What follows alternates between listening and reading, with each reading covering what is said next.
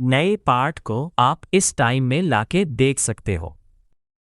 चाल खाली कैथीड्रल में फ्लोरा कैफी ऑल्टर पर अकेली खड़ी है। पेडानिया की नई प्रिंसेस होने के नाते उसे एम्पायर की फ्यूचर एम्प्रेस बनना है, लेकिन वेडिंग गेस्ट्स बिल्कुल प्रभावित नहीं है। वे उसके सिंपल लुक्स और कांपते हुए कॉन्फिडेंस का मजाक उड़ाते हैं और कहते हैं कि वो एक हफ्ता भी नहीं टिक पाएगी। फ्लोरा ये सब सुन लेती है और सोचती है कि अगर उसे वापस भेज दिया जाए तो शायद वही बेहतर होगा। उसे सबसे ज्यादा डर अपने फ्यूचर हस्बैंड से है। वो खून का प्यासा टायरेंट जिसने अपनी गद्दी लाशों के पहाड़ पर बनाई है। वो जानती है कि ऐसे आदमी के लिए उसकी कोई कीमत नहीं है, इसलिए वो किसी भी तरह सरवाइव करने का फैसला करती है। एम्परर देर से आता है। नोबल्स आपस में फुसफुसाते हैं जबकि फ्लोरा के घुटने ऑल्टर पर कांप रहे होते हैं। काउंट काल गुस्से में है और सोचता है कि एम्परर की देरी जानबूझकर किया गया इंसल्ट है। तभी एक ठंडी आवाज उसकी बात को काट देती है। एम्परर ओटले सायोनिया आ चुका है। वो भारी दबदबे के साथ आइल से चलता हुआ आता है और कहता है कि अगर पेडानिया ने कोई समस्या खड़ी की तो वो उन्हें फिर से झुका देगा। वो काउंट को चुनौती देता है और पूछता है कि क्या उसे उसकी ताकत पर शक है। डरा हुआ नोबल तुरंत अपनी बात वापस ले लेता है। ऑटो ऑल्टर तक पहुंचता है और फ्लोरा की तरफ मुश्किल से देखता है। फिर कहता है कि सेरेमनी अब शुरू होगी। प्रीस्ट की खुशहाल जीवन की बातें खोखली लगती है। फ्लोरा जानती है कि वो ब्राइड नहीं बल्कि एक हॉस्टेज है। उसके दिमाग में पेडानिया की मेड्स की बातें गूंजती हैं जो कह रही थी कि एक ऑर्फन सब्स्टिट्यूट को उसकी जगह मौत के मुंह में भेजा जा रहा है और वो टायरेंट एम्परर के साथ 3 दिन भी नहीं बचेगी। तभी ऑटोले ठंडे अंदाज में उसका हाथ मांगता है रिंग पहनाने के लिए। वो बहुत सावधानी से रिंग पहनाता है और उसके ग्लव्ड फिंगर्स उसकी स्किन को छूने से बचते हैं। ये खामोश इशारा साफ कर देता है कि उसकी नजर में उसकी कोई कीमत नहीं है, बिल्कुल भी नहीं। जैसे ही ऑटो रिंग पहनाता है उसका हाथ एक पल के लिए अटक जाता है। 1 सेकंड के लिए ये डरावना एम्परर थोड़ा ऑकवर्ड लगता है जिससे फ्लोरा कंफ्यूज हो जाती है। फिर प्रीस्ट वाव किस का ऐलान करता है और फ्लोरा घबरा जाती है। वो जल्दी से कहती है कि उसे खुद को मजबूर करने की जरूरत नहीं है, लेकिन ऑटो उसकी बात को पूरी तरह नजरअंदाज कर देता है।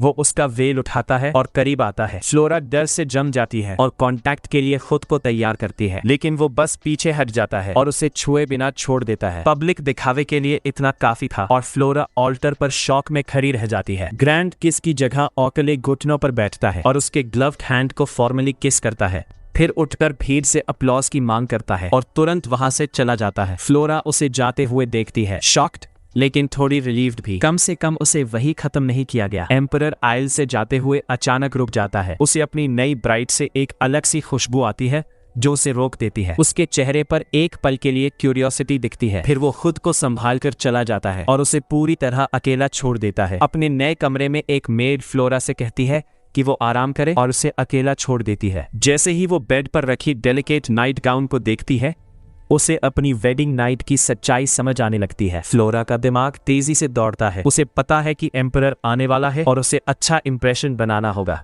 वो बेड को छूती है और उसकी सॉफ्टनेस देखकर हैरान होती है। ऐसा सिंपल लग्जरी उसने कभी नहीं देखा। वो बस एक पल के लिए लेटती है उस एहसास को महसूस करने के लिए। तभी हॉलवे से अचानक आवाज आती है और वो तुरंत घबराकर उठ बैठती है। उसका छोटा सा सुकून टूट जाता है।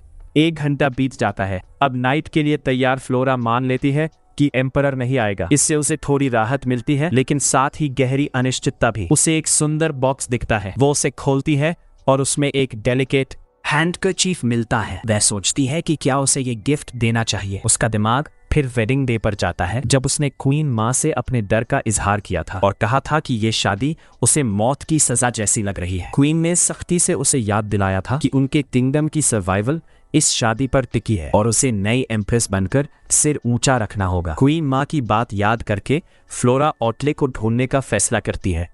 हैंडकरचीफ को वेडिंग प्रेजेंट के रूप में देने का सोचती है। उम्मीद करती है कि ये सही जेस्चर होगा। जैसे ही वह उसके डार्क स्टडी में जाती है उसे एक अराजक सीन दिखता है। फ्लोर पर एक मेडिसिन बोतल टूटी हुई पड़ी है। ऑटले अचानक सामने आता है और उसे बेचैनी से ढूंढ रहा होता है। वह दर्द में अपना सिर पकड़ लेता है और उस पर चिल्लाता है कि वह यहाँ से चली जाए। जब वह ऊपर देखता है तो उसकी आंखें खतरनाक लाल चमक रही होती है जो उसकी डरावनी हालत को दिखाती है। वह एक वायलेंट हेलुसिनेशन में फंसा है जहाँ आवाजें उसे मर्डरर कहकर पुकार रही है। अंधेरा और स्केलेटल फिगर्स उसे घेर लेते हैं और वह दर्द में अपनी छाती पकड़ लेता है। तभी अचानक एक मीठी फ्लोरल खुशबू उस नाइटमेयर को काट देती है। डरावनी दृश्य गायब हो जाते हैं और उनकी जगह एक शांत याद आती है जहां एक लाल बालों वाली औरत खेत में मुस्कुरा रही है। वह अपने अतीत का एक नाम फुसफुसाता है और सही समय पर रियलिटी में लौट आता है। वह ऊपर देखता है और फ्लोरा को अपने स्टडी में खड़ा देखता है, जो पूछ रही है कि क्या कोई यहाँ है। उसे बिल्कुल पता नहीं कि उसने अभी उसके अंदर के तूफान को शांत कर दिया है। रात की ठंडी हवा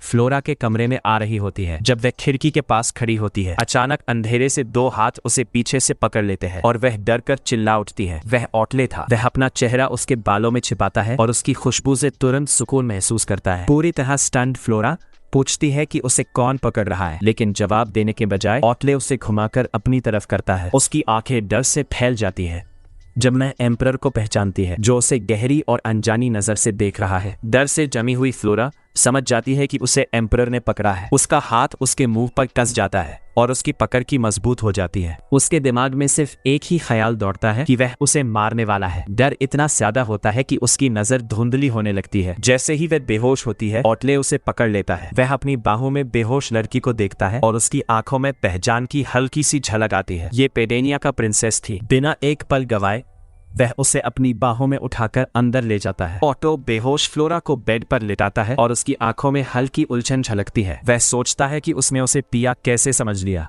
वह औरत जो 10 साल पहले मर चुकी है, उसके पास बैठते ही वह चौंक जाता है जब फ्लोरा नींद में सिसकती है और अपनी जान की भीख मांगते हुए अनजाने में उसकी शर्ट पकड़ लेती है। वह सोचता है कि अगर वह उससे इतनी डरी हुई है तो फिर उसके पास आई ही क्यों। लेकिन तभी उसे फिर से उसकी खुशबू महसूस होती है, वही अजीब और खींचने वाली खुशबू जो शादी के समय भी थी और जो उसे एक अनजाना सुकून देती है। ऑटले उसके पास बैठा खुद को उसकी तरफ झुकता हुआ पाता है, जैसे वह उसकी खुशबू से खींच रहा हो। फिर अचानक पीछे हट जाता है और अपने ही बिहेवियर पर सवाल करता है। उसे पता है कि वह उससे डरती है, फिर भी उसे यह अजीब सा खींचाव महसूस होता है। आखिर में वह मान लेता है कि यह सब उसकी खुशबू की वजह से है। अगली सुबह सूरज की रोशनी कमरे में भर जाती है जब एक मेड पर्दे खोलती है। फ्लोरा अकेली जागती है और कंफ्यूज होकर चारों तरफ देखती है। अनजाना लेकिन बहुत लग्जरियस कमरा देखकर वह अपना सिर पकड़ लेती है और पिछली रात को याद करने की कोशिश करती है। उसे याद आता है कि वह एम्परर के रूम में गई थी, लेकिन उसके बाद सब धुंधला है। वह सोचती है कि शायद यह सब एक बुरा सपना था, लेकिन तुरंत उसे एम्परर के ठंडे हाथ अपनी गर्दन पर याद आते हैं और वह उस ख्याल को हटा देती है। अगर वह सच था तो वह अभी जिंदा कैसे है। इसी उलझन में एक मेड वीची उसे ग्रीट करती है। फ्लोरा को पता चलता है कि एम्परर खुद उसे उठाकर कमरे में लाया था। वीची पूरे सीन को रोमांटिक और जेंटल बताकर एक्साइटेड हो जाती है। फ्लोरा हैरान रह जाती है। उसके लिए वो डरावना पल था, लेकिन किसी और के लिए वो फेरी टेल जैसा था। वो शर्म और घबराहट में कंबल के अंदर छुप जाती है। मतलब वो सपना नहीं था, एम्परर सच में उसे उठाकर लाया था। दूसरी तरफ ऑटले अपने स्टडी में अपने फिजिशियन सीसिल ब्रिटनी से ट्रीटमेंट ले रहा है। एम्परर एक शानदार नीले ज्वेल्स का सेट दिखाता है। सीसिल सोचता है कि यह लेडी एवेलिन के लिए है, लेकिन ऑटले साफ करता है कि यह एम्प्रेस के लिए है और कहता है कि जेम्स उसकी आंखों से परफेक्टली मैच करते हैं। तैयार होते वक्त वो सीसिल को 2 ऑर्डर्स देता है। पहला गिफ्ट फ्लोरा तक पहुंचाना और दूसरा ये पता लगाना कि वो कौन सा इंसेंस या परफ्यूम इस्तेमाल करती है। उधर वीची उसके बाल बना रही होती है और फ्लोरा अभी भी पिछली रात को लेकर शर्मिंदा और खोई हुई है। जब वो आईने में खुद को देखती है तो खुद को पहचान नहीं पाती। वीची उसकी हैरानी को नापसंद समझ लेती है और हेयर स्टाइल बदलने की बात करती है। फ्लोरा तुरंत उसे रोककर उसकी तारीफ करती है और कहती है कि उसने बहुत अच्छा काम किया है। खुश होकर वीची उसके हाथ पकड़ लेती है और वादा करती है कि वो हमेशा उसकी खूबसूरती को निखारेगी। उसकी ये सच्ची दयालुता फ्लोरा के दिल पर भारी पड़ती है, क्योंकि वो असली प्रिंसेस नहीं है। वो सोचती है कि सच पता चलने पर वीची कितना दुखी होगी और उसकी मुस्कान उदासी में बदल जाती है। वीची सच्चे दिल से उसकी दोस्त बनने की बात करती है और उसकी खुशी चाहती है। उसकी बातों से भावुक होकर फ्लोरा बता देती है कि वो एम्परर को देखकर डर के मारे बेहोश हो गई थी और सोचती है कि वो उससे नफरत करता होगा। वीची समझ जाती है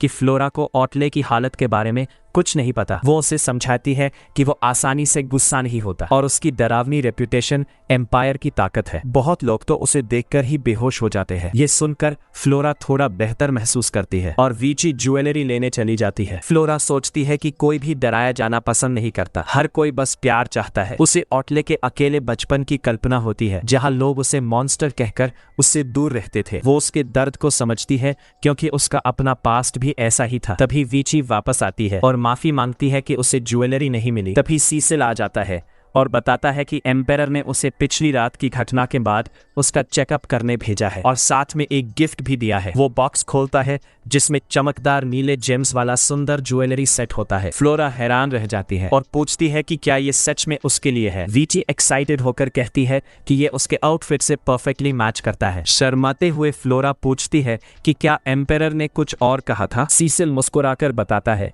कि उसने कहा था कि इसे ये पसंद आएगा क्योंकि इसका रंग उसकी आंखों जैसा है। ये सुनकर फ्लोरा को बहुत राहत मिलती है कि वो उससे नाराज नहीं है। सीसिल जाते वक्त लेडी एवेलिन उसे रोकती है और पूछती है कि वो एम्प्रेस के कमरे में क्या कर रहा था। सीसिल शांति से कहता है कि ये बस रूटीन चेकअप था। वो संतुष्ट होकर चली जाती है। बाद में सीसिल ऑटले को रिपोर्ट देता है और बताता है कि फ्लोरा किसी भी तरह का परफ्यूम या इंसेंस इस्तेमाल नहीं करती। तब उन्हें एहसास होता है कि उसकी वो सुकून देने वाली खुशबू पूरी तरह नेचुरल है। ये सुनकर ऑटले चौंक जाता है और उसे अपनी पिछली मुलाकात याद आती है। सीसिल आगे बताता है कि फ्लोरा उससे मिलने की रिक्वेस्ट कर रही है। ऑटले को शक होता है क्योंकि वो पिछली रात डर से बेहोश हो गई थी। फिर सीसिल बताता है कि वो गिफ्ट वापस करना चाहती है। वो उसे सावधान रहने को कहता है क्योंकि वो दुश्मन देश की प्रिंसेस है और खतरा हो सकती है। लेकिन ऑटले इस बात से बिल्कुल नहीं डरता। उसके होठों पर हल्की मुस्कान आती है और वो सोचता है कि अगर वो कुछ करने की कोशिश करेगा तो ये और इंटरेस्टिंग होगा। वो कॉन्फिडेंटली कहता है कि इतनी कमजोर दिखने वाली औरत उसका क्या बिगाड़ सकती है। बाद में अपने कमरे में फ्लोरा मीटिंग की तैयारी करती है। वीची उसे एक सुंदर नीला गाउन देती है और उसकी खूबसूरती की तारीफ करती है। फ्लोरा थोड़ा घबरा जाती है और सोचती है कि ये ड्रेस बहुत ज्यादा फैंसी है। वीची कहती है कि यह बिल्कुल सही है क्योंकि वह एम्परर के साथ लंच करने जा रही है। फिर भी फ्लोरा नर्वस है और हैरान भी कि ऑटो इतनी जल्दी मिलने के लिए मान गया। वीची पूछती है कि क्या वह अभी भी डरती है। फ्लोरा कहती है कि बात डर की नहीं है बल्कि वह उसके महंगे गिफ्ट का बराबर जवाब नहीं दे सकती। उसे शांत करने के लिए वीची एक छोटा बॉक्स दिखाती है जिसमें वह हैंडकरचिफ है जो फ्लोरा ने खुद बनाया है और कहती है कि सच्चा इरादा ही सबसे ज्यादा मायने रखता है। फ्लोरा उसे देखकर सोचती है कि कहीं ये बहुत सिंपल तो नहीं। तभी वीची को एक आइडिया आता है और वह उसके कान में बताती है। फ्लोरा खुश हो जाती है लेकिन तुरंत चिंता करती है कि इससे लंच में देरी हो जाएगी और एम्परर नाराज हो जाएगा। वीची उसे भरोसा दिलाती है कि वह वर्कहोलिक है और अक्सर खाना स्किप करता है, इसलिए थोड़ा डिले कोई बड़ी बात नहीं है। लेकिन डाइनिंग रूम में ऑटले गुस्से में बैठा अपनी उंगलियां टेबल पर टैप कर रहा होता है। साफ है कि वीची गलत थी। उसके साथ सेसिल और गार्ड कैप्टन इलॉन भी होते हैं और वह इम्पेशेंट होकर पूछता है कि फ्लोरा अभी तक क्यों नहीं आई। सेसिल बात संभालने की कोशिश करता है और कहता है कि उसकी मेड ने बताया है कि वह रास्ते में है और शायद उसकी तबीयत की वजह से देर हो रही है। लेकिन ऑटले को यकीन नहीं होता और वह सोचता है कि वह बस उससे डरकर जानबूझकर देर कर रही है। तभी सर्वेंट दरवाजा खोलकर अनाउंस करता है कि एम्प्रेस आ गई है। जैसे ही फ्लोरा कमरे में कदम रखती है ऑटले का गुस्सा गायब हो जाता है। वह ग्रेसफुली झुककर ग्रीटिंग देती है और एम्पायर की महिमा की कामना करती है। टेबल पर बैठे ऑटले, सेसिल और इलॉन पूरी तरह खामोश रह जाते हैं और बस उसे देखते रहते हैं। उनके जमे हुए चेहरों को देखकर फ्लोरा कंफ्यूज हो जाती है और सोचने लगती है कि शायद उससे कोई गलती हो गई है। तभी चुप्पी तोड़ते हुए ऑटो आगे झुकता है और कहता है कि उसने सुना है कि उसके पास उसके लिए कोई गिफ्ट है। अचानक पकड़ी गई फ्लोरा घबराकर हाँ कहती है और सबकी नजरें उस पर टिक जाती है जिससे उसका चेहरा लाल हो जाता है। भारी सन्नाटा उसे और बेचैन कर देता है और वह वहीं जमी रह जाती है। तभी ऑटले चिढ़कर सांस छोड़ता है और सीधे कहता है कि गिफ्ट उसे दे। दिल तेजी से धड़ते हुए फ्लोरा धीरे धीरे कमरे के पार चलने लगती है। हर नजर उस पर टिकी होती है, खासकर गार्ड कैप्टन की, जो शक भरी नजर से उसे देख रहा होता है और उसका हाथ तलवार पर रखा होता है। साफ था कि यह फ्रेंडली लंच नहीं होने वाला। ऑटो का चेहरा और सख्त हो जाता है और वह पूछता है कि वह क्या लाई है। डर के मारे फ्लोरा ठीक से बोल भी नहीं पाती। वह जल्दी से अपना गिफ्ट आगे बढ़ाती है, छोटे से फूलों का बुके जो उसने गार्डन से तोड़े थे और अपने हाथ से सिले हुए हैंडकरचिफ में लपेटे थे। वह घबराकर बताती है कि वह इसे पिछली रात देना चाहती थी लेकिन हालात बिगड़ गए। वह मानती है कि यह बहुत सिंपल गिफ्ट है क्योंकि अचानक शादी की वजह से उसे कुछ और तैयार करने का समय नहीं मिला। ऑटले बस चुपचाप उस छोटे से गिफ्ट को देखता रहता है। जैसे जैसे सन्नाटा बढ़ता है फ्लोरा के दिल में थोड़ी उम्मीद जागती है। उसने उसे नुकसान नहीं पहुंचाया तो शायद वे साथ रह सकते हैं। वह धीरे से पूछती है कि क्या वह उसका गिफ्ट एक्सेप्ट करेगा। ऑटले उसे स्वीकार कर लेता रहे जबकि उसका सहायक थका हुआ सा देख रहा होता है। वह फूलों को देखता है और कहता है कि उसे पता ही नहीं चला कि गार्डन में फूलों का मौसम आ गया है। फ्लोरा उत्साह से उनकी खूबसूरती की तारीफ करती है लेकिन ऑटले बस कहता है कि उसे देखने का समय नहीं मिला। उसका चेहरा कुछ भी जाहिर नहीं करता, जिससे फ्लोरा समझ नहीं पाती कि वह क्या सोच रहा है। फ्लोरा बताती है कि उसकी मेड ने कहा था कि नॉर्डवेन में स्प्रिंग बहुत छोटा होता है क्योंकि वह नॉर्दर्न कंट्री है। हिम्मत जुटाकर वह पूछती है कि क्या वह कभी उसके साथ फूल देखने चलना चाहेगा। ऑटले की आंखें हल्की सी फैल जाती हैं और एक पल के लिए उसे एक लाल बालों वाली औरत की याद आती है जो ऐसा ही बुके पकड़े थी। जैसे ही वह याद गायब होती है, उसका चेहरा फिर से भावहीन हो जाता है और उसका हाथ बगल में कस जाता है। बाद में एक शांत डिनर के दौरान फ्लोरा को लगता है कि उसने ऑटले के चेहरे पर हल्की मुस्कान देखी है, लेकिन वो है इसे अपनी कल्पना मानकर नजरअंदाज कर देती है। ऑटले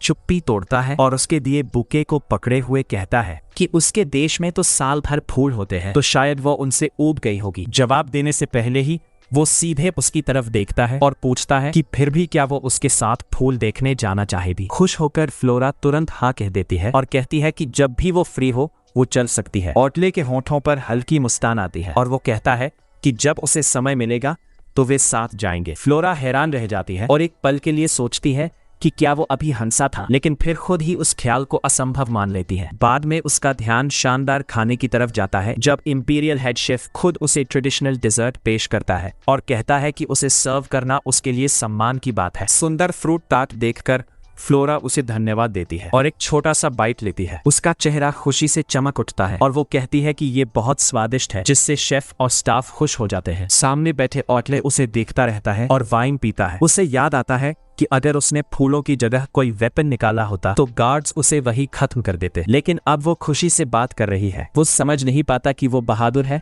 या खतरे से अनजान। फ्लोरा को एहसास होता है कि वो खाने में इतनी खो गई कि बात करना भूल गई। तभी शेफ आखिरी डिश लेकर आता है, एक ट्रेडिशनल जेली जिसे बनाने में उसे महीनों लगे। जैसे ही फ्लोरा उसे खाती है, उसे क्वीन मिला की याद आ जाती है और उसकी आंखों में आंसू आ जाते हैं। ये देखकर शेफ घबरा जाता है और समझ नहीं पाता कि क्या हुआ। ऑटले बस चुपचाप देखता रहता है। शेफ माफी मांगता है और सोचता है कि शायद फॉरेन टेस्ट की वजह से उसे अच्छा नहीं लगा। फ्लोरा जल्दी से उसे समझाती है कि ऐसा नहीं है, बल्कि ये इतना स्वादिष्ट है कि उसे भावुक कर गया।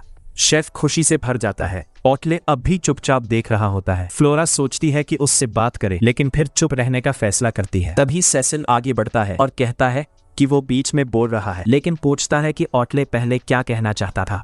फ्लोरा हैरान होती है और समझती है कि वो उसकी मदद कर रहा है। उसे याद आता है कि वो उसे बालकनी ले जाना चाहती थी। सेसिल कहता है कि एम्परर फ्री है और उन्हें गार्डन में चलना चाहिए। ऑटले धीरे से ड्रिंक पीकर मान जाता है और ग्लास रखकर पूरा ध्यान फ्लोरा पर देता है। वो अपना हाथ आगे बढ़ाता है और फॉर्मली पूछता है कि क्या वो उसके साथ चलेगी। फ्लोरा हैरान होकर ब्लश करती है और थोड़ी देर बाद उसका हाथ पकड़ लेती है और कहती है कि उसे खुशी होगी। उसी गार्डन में लेडी एवेलिन अपनी मेड के साथ खड़ी होती है और गॉसिप सुन रही होती है। उसके चेहरे पर चालाक मुस्कान आती है। जब फ्लोरा और ऑटले गार्डन में चलते हैं तो फ्लोरा हैरान होती है कि वो सच में फूल देखने आया है, लेकिन जल्द ही वो परेशान हो जाती है क्योंकि वो बहुत तेज चलता है और उसके पैर दर्द करने लगते हैं। उसके दिमाग में अतीत की आवाज गूंजती है जो कहती है कि दर्द सहना सीखो। वो दांत भींचकर चलती रहती है। तभी ऑटले अचानक रुक जाता है और उसकी तरफ मुड़ता है। फ्लोरा जल्दी से उसके साथ चलने की कोशिश करती है, लेकिन उसके पैर बहुत दुख रहे होते हैं। फिर भी वो कुछ नहीं कहती। ऑटले उसकी हालत देखता है और वो मुस्कुराकर माफी मांगती है और कहती है कि वो धीरे है। वो कुछ देर उसे देखता है और फिर बस रुक जाता है। फिर अचानक वो अपनी चाल धीमी कर देता है और उसके साथ चलने लगता है। ये देखकर फ्लोरा हैरान हो जाती है और उसके दिल में गर्म एहसास आता है कि उसने उसकी परेशानी समझी। शायद वो उतना कठोर नहीं है जितना लोग कहते हैं।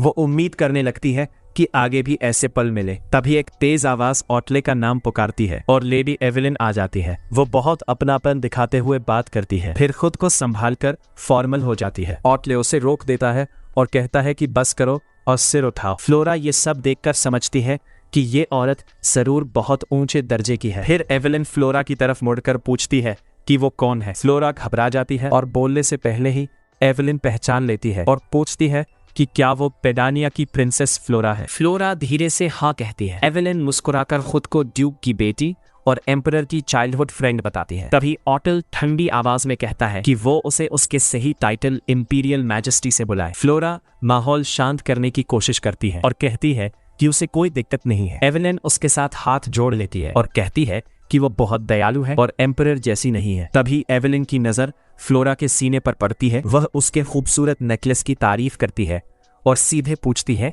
कि क्या ये उसी ने दिया है। घबराई हुई फ्लोरा अपना हाथ पेंडेंट तक ले जाती है। एवेलिन मुस्कुराती है और कहती है कि ये देखकर अच्छा लगा कि ऑटल उसके साथ अच्छा बर्ताव कर रहा है, क्योंकि वो हमेशा उसके साथ ठंडा रहा है। तभी दूर से एम्परर की गुस्से भरी आवाज आती है और वह पूछता है कि वो कब तक ऐसी बेकार बातें करती रहेगी। साफ था कि उसका पेशेंस खत्म हो चुका है। एवेलिन फ्लोरा की तरफ आंख मारती है और धीरे से कहती है कि एम्परर फिर से गुस्से में है। फ्लोरा उनके झगड़े को करीबियत समझ लेती है और सोचती है कि काश वह भी एक दिन उससे ऐसे खुलकर बात कर सके। लेकिन एवेलिन रुकती नहीं और पूछती है कि जब वो हमेशा उसके इनविटेशन को इग्नोर करता था तो आज अचानक घूमने क्यों आया है। वो उस पर जानबूझकर कोल्ड होने का आरोप लगाती है। ये सुनकर ओटले का गुस्सा बढ़ जाता है और वो उसे एक शब्द भी और ना बोलने की चेतावनी देकर जोर से धक्का दे देता है। एवेलिन पीछे लड़खड़ा जाती है और कहती है कि वो तो बस मजाक कर रही थी। फिर तुरंत बात बदलकर पॉलिटिक्स पर आ जाती है। उधर अपने कमरे में फ्लोरा की मेड विची उसकी ड्रेस बदलने में मदद कर रही होती है। तभी उसे उसके कपड़े पर हल्का सा लाल दाग दिखता है। वो घबरा जाती है और पूछती है कि क्या एम्प्रेस को चोट लगी है। फ्लोरा शांत होकर कहती है कि वो ठीक है, लेकिन विची खून देखकर मानने को तैयार नहीं होती। फ्लोरा बताती है कि ये बस जूते की वजह से हुआ छोटा सा छाला है। ये सुनकर विची की आंखों में आंसू आ जाते हैं। फ्लोरा पूछती है क्या हुआ, तो वो माफी मांगने लगती है और दुखी होती है कि इसकी एम्प्रेस को थोड़ा सा भी दर्द सहना पड़ा। फ्लोरा उसे समझाने की कोशिश करती है कि इसमें उसकी कोई गलती नहीं है, क्योंकि उसने खुद वो जूते चुने थे। लेकिन विची मानती नहीं और मदद लाने भाग जाती है। फ्लोरा हैरान रह जाती है कि वो उसकी इतनी परवाह करती है। तभी इंपीरियल फिजिशियन सेसिल जल्दी से आता है और पूछता है कि क्या वो घायल है। फ्लोरा इसे छोटा सा छाला बताती है, लेकिन सेसिल इसे गंभीरता से लेता है। वो उसके सामने घुटनों पर बैठकर पूछता है कि क्या वो उसका पैर देख सकता है और अपने काम बिहेवियर से स्थिति संभाल लेता है। वो ध्यान से उसका पैर देखता है और कहता है कि सूजन ज्यादा है, क्योंकि पुरानी चोट पूरी तरह ठीक होने से पहले ही फिर से लग गई। वो बताता है कि अब उसे दवा लगानी होगी। फ्लोरा घबराकर मान जाती है। वह पहले से चेतावनी देता है कि जलन होगी और जैसे ही दवा लगती है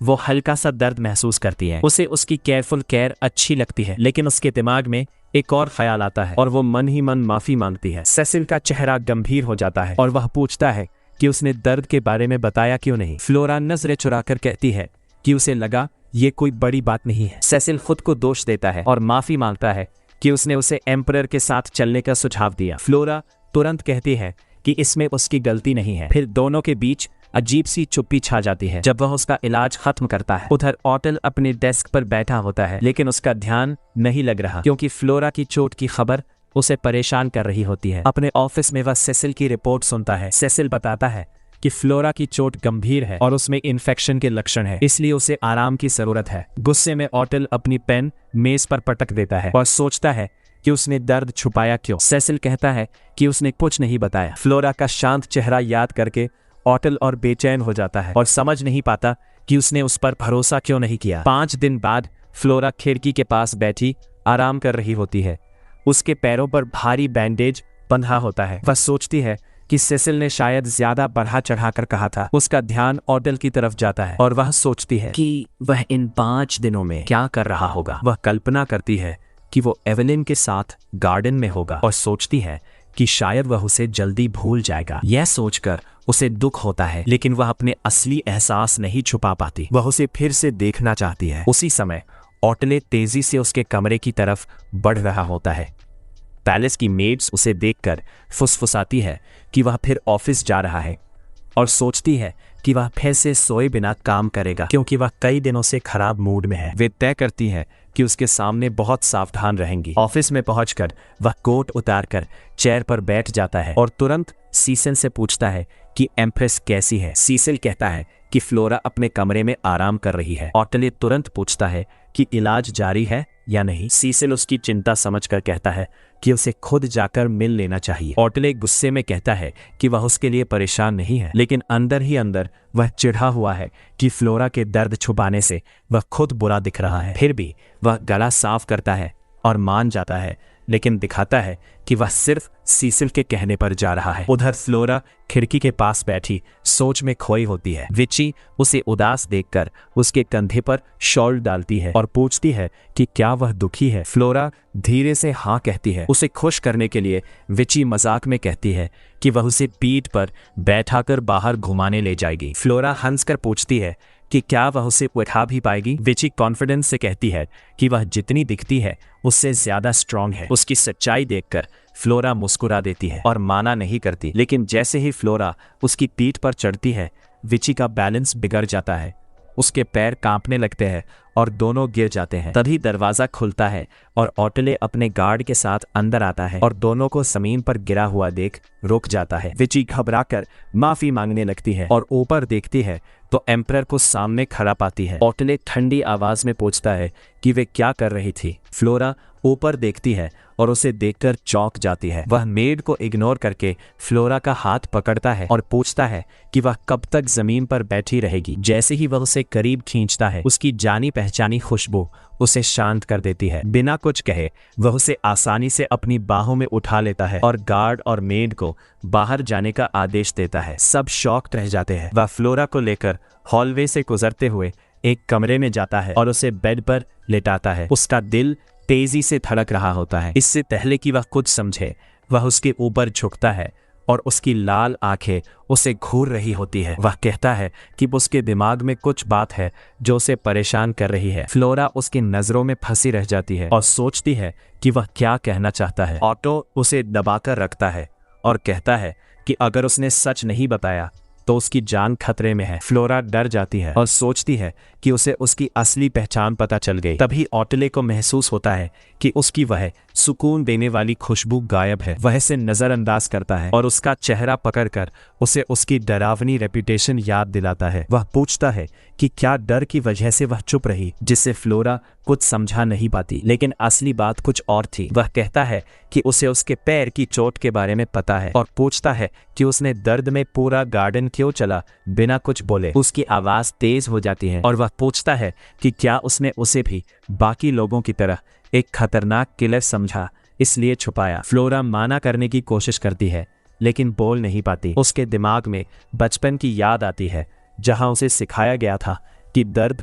भूख या बीमारी दिखाना दूसरों के लिए परेशानी बनना है, इसलिए सब कुछ चुपचाप सहना ही सही है। तब से चुपचाप सहना ही उसकी जिंदगी का तरीका बन गया था। वर्तमान में लौटकर फ्लोरा की आंखों से आंसू बहने लगते हैं और वो आखिरकार सच बताती है कि वो किसी को परेशानी नहीं देना चाहती थी। उसकी सच्ची कमजोरी देखकर ओटले पूरी तरह चौंक जाता है। उसका गुस्सा खत्म हो जाता है और वो धीरे से उसके गाल से आंसू पोंछता है। रोते हुए फ्लोरा सच बताती है कि उसने दर्द इसलिए नहीं छुपाया क्योंकि उसे उस पर भरोसा नहीं था, बल्कि इसलिए सहा क्योंकि वो उसके साथ फूल देखने का इंतजार कर रही थी। वो मानती है कि वो बस उसके साथ थोड़ा और समय बिताना चाहती थी। उसकी बात सुनकर ओटले पूरी तरह हैरान रह जाता है और धीरे से पूछता है कि क्या वो सच में उसके साथ रहना चाहती है। थोड़ी हिम्मत जुटाकर फ्लोरा कहती है कि वे पति पत्नी है। उसकी यह सीधी बात सुनकर एम्परर का संतुलन टूट जाता है और वो शर्म से लाल होकर चुप हो जाता है। इसके बाद कमरे में भारी सन्नाटा छा जाता है। ओटले उलझन में बैठा रहता है। तभी फ्लोरा हल्के से उसकी स्लीव छूती है और धीरे से पूछती है कि क्या वो अभी भी उसे मारना चाहता है। उसका सीधा जवाब कि वो इसके बारे में सोच रहा है उसे तोड़ देता है और वो जोर जोर से रोने लगती है। वो कहती है कि उसने सच बताया था। ओटले घबरा जाता है और कहता है कि वो रोना बंद करे और पूछता है कि उसका स्ट्रॉन्ग एटीट्यूड कहाँ गया। ओवरवेल्म्ड होकर फ्लोरा उसके ऊपर गिर जाती है, जिससे एम्परर पूरी तरह घबरा जाता है और समझ नहीं पाता कि रोती हुई औरत को कैसे शांत करे। बाहर विची रोते हुए गार्ड से कहती है कि एम्परर ने उसे रोक दिया है, इसलिए कोई अंदर नहीं जा सकता। अंदर ओटले बस इंतजार करता है जब तक फ्लोरा का रोना शांत नहीं हो जाता। वो ऑकवर्ड तरीके से पूछता है कि क्या वो अब ठीक है। लाल आंखों के साथ फ्लोरा माफी मांगती है। ओटले के दिमाग में बस यही आता है कि सेसिल उसे डांटेगा, किसने एम्प्रेस को रुला दिया। वो अब भी समझ नहीं पाता कि क्या करे। तभी उसे फ्लोरा के पैर की चोट दिखती है और वो मदद करने के लिए अजीब तरीके से उसे दबाने लगता है और कहता है कि सेसिल ऐसा ही करता है। फ्लोरा कहती है कि उसे दर्द हो रहा है, जिससे वो घबरा जाता है। इस अजीब स्थिति पर फ्लोरा हंस पड़ती है और वो शर्मिंदा हो जाता है। वो तुरंत रुक जाता है और याद करता है कि सेसिल ने बस दवा लगाने को कहा था। आखिर में ऑटले गंभीर होकर वादा करता है कि वो उसे नहीं मारेगा, लेकिन बदले में वो सेसिल को उसके इस बेकार इलाज के बारे में नहीं बताएगी। ऑटले देखता है कि फ्लोरा सेसिल पर बहुत भरोसा करती है। जब वो पूछती है कि वो डॉक्टर से इतना क्यों डरता है, तो वो घबरा कर कहता है कि उसने कभी उससे उसके स्किन्स के बारे में नहीं पूछा। फिर वो उसके करीब आता है, जिससे वो चौंक जाती है। वो पीछे हटती है, लेकिन उसका घायल पैर जवाब दे देता है। ऑटो तुरंत उसे पकड़ लेता है और गिरने से बचा लेता है। वो उसे मजबूती से पकड़कर सावधान रहने को कहता है। उसकी बाहों में पकड़ी फ्लोरा शर्म से चुप हो जाती है। ऑटले खुद को समझाने की कोशिश करता है और कहता है कि अगर वो फिर गिर जाती तो क्या होता। उसके सीने से लगी फ्लोरा उसके दिल की धड़कन महसूस करती है और उसे एहसास होता है कि उसकी खास खुशबू फिर से लौट आई है और पहले से ज्यादा मजबूत है। उसकी खुशबू से ऑटले खुद को रोक नहीं पाता और उसे और कसकर पकड़ लेता है। वो उसके बालों में चेहरा छिपाकर गहरी सांस लेता है और तुरंत सुकून महसूस करता है। पूरी चांदनी रात में वो खुद को उस पल में खो देता है, लेकिन तुरंत होश में आकर खुद पर चिढ़ जाता है और हल्का पीछे हटता है। उसके गले तक लालिमा आ जाती है और वो कहता है कि वे दोनों अलग हैं। फ्लोरा उसकी बात से कंफ्यूज हो जाती है। उसकी अजीब बातों से परेशान होकर फ्लोरा अचानक ढीली पड़ जाती है और उसकी बाहों में ही सो जाती है। एम्परर हैरान रह जाता है कि कोई ऐसे समय पर कैसे सो सकता है। वो सोचता है कि शायद वो उसे एक आदमी के रूप में देखती ही नहीं। उसे बेड पर लेटाने के बाद वो सोचता है कि शायद उसकी बेपरवाही बेवकूफ़ी नहीं बल्कि भरोसे की निशानी है, और यह सोचकर वो खुद ही शर्मा जाता है। दूसरी तरफ एक ऑफिशियल जल्दी जल्दी महल में दौड़ता हुआ आता है, जिसे एम्परर ने बुलाया था। Imperial household official Michelle Lawrence घबराकर उसके कमरे में मैं आता है और उसे तलवार साफ करते हुए पाता है। वह डरते हुए पूछता है कि इतनी रात में उसे क्यों बुलाया गया। बिना कुछ कहे ऑटले तलवार निकालता है, जिसकी आवाज से वह चौंक जाता है। फिर वह बैठकर कहता है कि उसे कुछ पूछना है, जिससे ऑफिशियल और घबरा जाता है। वह पूछता है कि क्या काम है। ऑटले गंभीर होकर पूछता है कि क्या नोबल औरतों को जूते से छाले पड़ते हैं। यह सुनकर वह हैरान रह जाता है कि उसे रात में फैशन की बात के लिए बुलाया गया है। वह प्रोफेशनल तरीके से जवाब देता है कि नोबल औरतों के जूते सॉफ्ट लेदर से बने कस्टम होते हैं, इसलिए दर्द नहीं होना चाहिए। ऑटले ध्यान से सुनता है और फ्लोरा के गलत साइज के जूते और उसकी चोट के बारे में सोचता है। ऑफिशियल कहता है कि सही साइज के जूते से छाले नहीं पड़ते। यह सुनकर ऑटले रुक जाता है और सोचता है कि एक प्रिंसेस ऐसे जूते क्यों पहनेगी। जितना वह सोचता है उतना ही उसे लगता है कि उसके बारे में कई बातें सही नहीं लगती। उसकी चुप्पी देखकर ऑफिशियल और डर जाता है। तभी ऑटले आदेश देता है कि नोबल लेडीज के पॉपुलर डिजाइन्स पता करो और एम्प्रेस के लिए 100 जोड़ी जूते बनवाओ। यह सुनकर ऑफिशियल हैरान रह जाता है और कहता है कि इतने सारे कस्टम जूते जल्दी बनाना मुश्किल है। ऑटले गुस्से में कहता है कि बहाने मत बनाओ और आदेश मानो। डर कर वह मान जाता है और पूछता है कि वह कब उसके पैर का मेजरमेंट ले सकता है। ऑटले कहता है कि अभी वह घायल है, इसलिए इंतजार करना होगा। इससे वह और घबरा जाता है। फिर ऑटले अजीब सा हल देता है और अपना हाथ आगे बढ़ाकर कहता है कि इसका साइज लगभग उसके पैर जितना है। वह अपनी उंगलियों से उसके टखने की पतली चौड़ाई भी दिखाता है और हल्की शर्म के साथ कहता है कि उसके पैर बहुत पतले हैं। ऑफिशियल वही खड़ा रह गया। एम्पेरर की इतनी सटीक जानकारी देखकर वह पूरी तरह हैरान था। फिर वह खुद को संभालता है और तुरंत क्राफ्ट्समैन को काम शुरू कराने का वादा करता है। जाते जाते वह सोचता है कि एम्पेरर को एम्प्रेस के पैर का साइज इतनी अच्छी तरह कैसे याद है, और वह मान लेता है कि दोनों साथ में काफी करीब समय बिता रहे हैं। यही बात धीरे धीरे पूरे एम्पायर में रूमर बनकर फैल जाती है। रॉयल कपल के बढ़ते लगाव की खबर ड्यूक ग्लास के घर तक पहुंचती है। वहां एक पोर्सिलिन वेज जमीन पर टूट जाता है। मेड एवेलिन को सावधान रहने को कहती है, लेकिन देर हो चुकी होती है। गुस्से और जलन से उसका चेहरा सख्त हो जाता है। वह अपने गुस्से में उस पल को याद करती है जब वह स्टडी में थी और ऑटले का ध्यान पाने के लिए रेयर ज्वेल्स वाला नेकलेस दिखा रही थी, लेकिन उसने उसे पूरी तरह इग्नोर कर दिया था। अब वही नेकलेस उसने पेडानिया की लड़की को दे दिया। यह सोचकर उसका गुस्सा और बढ़ जाता है। जहां फ्लोरा धीरे धीरे खुश हो रही होती है, वहीं एवेलिन गुस्से में जल रही होती है और तय करती है कि उसे एम्प्रेस को जल्दी हटाना होगा। वह अपने पिता ड्यूक ग्लास के पास जाती है। ड्यूक उसे प्यार से समझाने की कोशिश करता है, लेकिन वह साफ कहती है कि वह अब बच्ची नहीं है और एक सीरियस रिक्वेस्ट लेकर आई है। ड्यूक हंसकर कहता है कि वह उसकी कोई भी इच्छा पूरी करेगा। तब एवेलिन सख्त चेहरा बनाकर एम्प्रेस को खत्म करने की मांग करती है। यह सुनकर ड्यूक का चेहरा बदल जाता है और वह उसे रोकने की कोशिश करता है, लेकिन वह जिद करती है। वह समझाता है कि फ्लोरा एक प्रिंसेस है और उसे हटाना आसान नहीं। एवेलिन उसे उसकी कसम याद दिलाती है कि एम्पेरर के पास सिर्फ उनका परिवार ही रहेगा। उसके आंसू देखकर ड्यूक मान जाता है और कहता है कि वह कुछ करेगा, लेकिन उसे अभी शांत रहना होगा। एवेलिन को लगता है कि एम्पेरर सच में फ्लोरा के करीब आ रहा है। ड्यूक कहता है कि वह बस एक ट्रिब्यूट है, लेकिन एवेलिन को यकीन नहीं होता। आखिर ड्यूक उसे गले लगाकर वादा करता है कि वह कुछ करेगा। कुछ दिन बाद सेसिल बताता है कि फ्लोरा पूरी तरह ठीक हो गई है और वह उसे देखने आता है। फ्लोरा मुस्कुराकर उसका स्वागत करती है। वह उसका पैर चेक करता है और कहता है कि अब बैंडेज की जरूरत नहीं है। जैसे ही वह आखिरी पट्टी हटाता है, फ्लोरा खुश हो जाती है। तभी वह दरवाजे पर ओटले को देखती है और चौंक जाती है। वह पूछती है कि वह कब से खड़ा है। ओटले उसके पास आता है और सोचता है कि उसे देखकर उसकी मुस्कान क्यों गायब हो गई। फ्लोरा घबराकर कहती है कि वह बस अचानक आ गया, इसलिए चौंक गई। ओटले उसकी बात नहीं मानता और उसके पास बैठकर सेसिल को ट्रीटमेंट जारी रखने को कहता है। जैसे ही सेसिल दवा लगाता है, ओटले उसे तेज नजर से देखता रहता है, जिससे माहौल भारी हो जाता है। सेसिल यह समझकर उसे खुद करने का सुझाव देता है। ओटले घबरा जाता है और फ्लोरा भी मना करती है, लेकिन ओटले कहता है कि वह खुद करेगा। वह उसका पैर अपने हाथ में लेता है और बहुत सावधानी से दवा लगाता है। उसकी छुअन सरप्राइजिंगली जेंटल होती है। फ्लोरा का दिल तेजी से धड़कता है क्योंकि दवा ठंडी है, लेकिन उसके हाथ गर्म हैं। ये देख वह कुछ बोल नहीं पाती। ओटले भी उसकी खुशबू और इस पल से प्रभावित होता है। बाद में सेसिल बताता है कि उसका सेंट इमोशन से जुड़ा है। जब वह घबराती है तो कम हो जाता है और जब ओटले अच्छा व्यवहार करता है तो बढ़ जाता है। ओटले समझ जाता है और पूछता है कि क्या उसे खुश करने से यह बढ़ेगा। सेसिल कहता है कि हाँ, और उसे उसके साथ रिश्ता गहरा करना चाहिए। ओटले उसे बाहर निकाल देता है, लेकिन अंदर ही अंदर सोच में पड़ जाता है। बाद में गार्डन में वीची खुश होती है कि फ्लोरा ठीक हो गई। वह कहती है कि एम्परर भी बदल गया है। फ्लोरा हैरान होती है। वीची कहती है कि उसने उसके चेहरे पर नया भाव देखा है, जैसे वह एम्प्रेस की तरफ खिंच रहा है। फ्लोरा इसे मजाक कहती है, लेकिन अंदर से डर जाती है क्योंकि अगर उसकी सच्चाई पता चली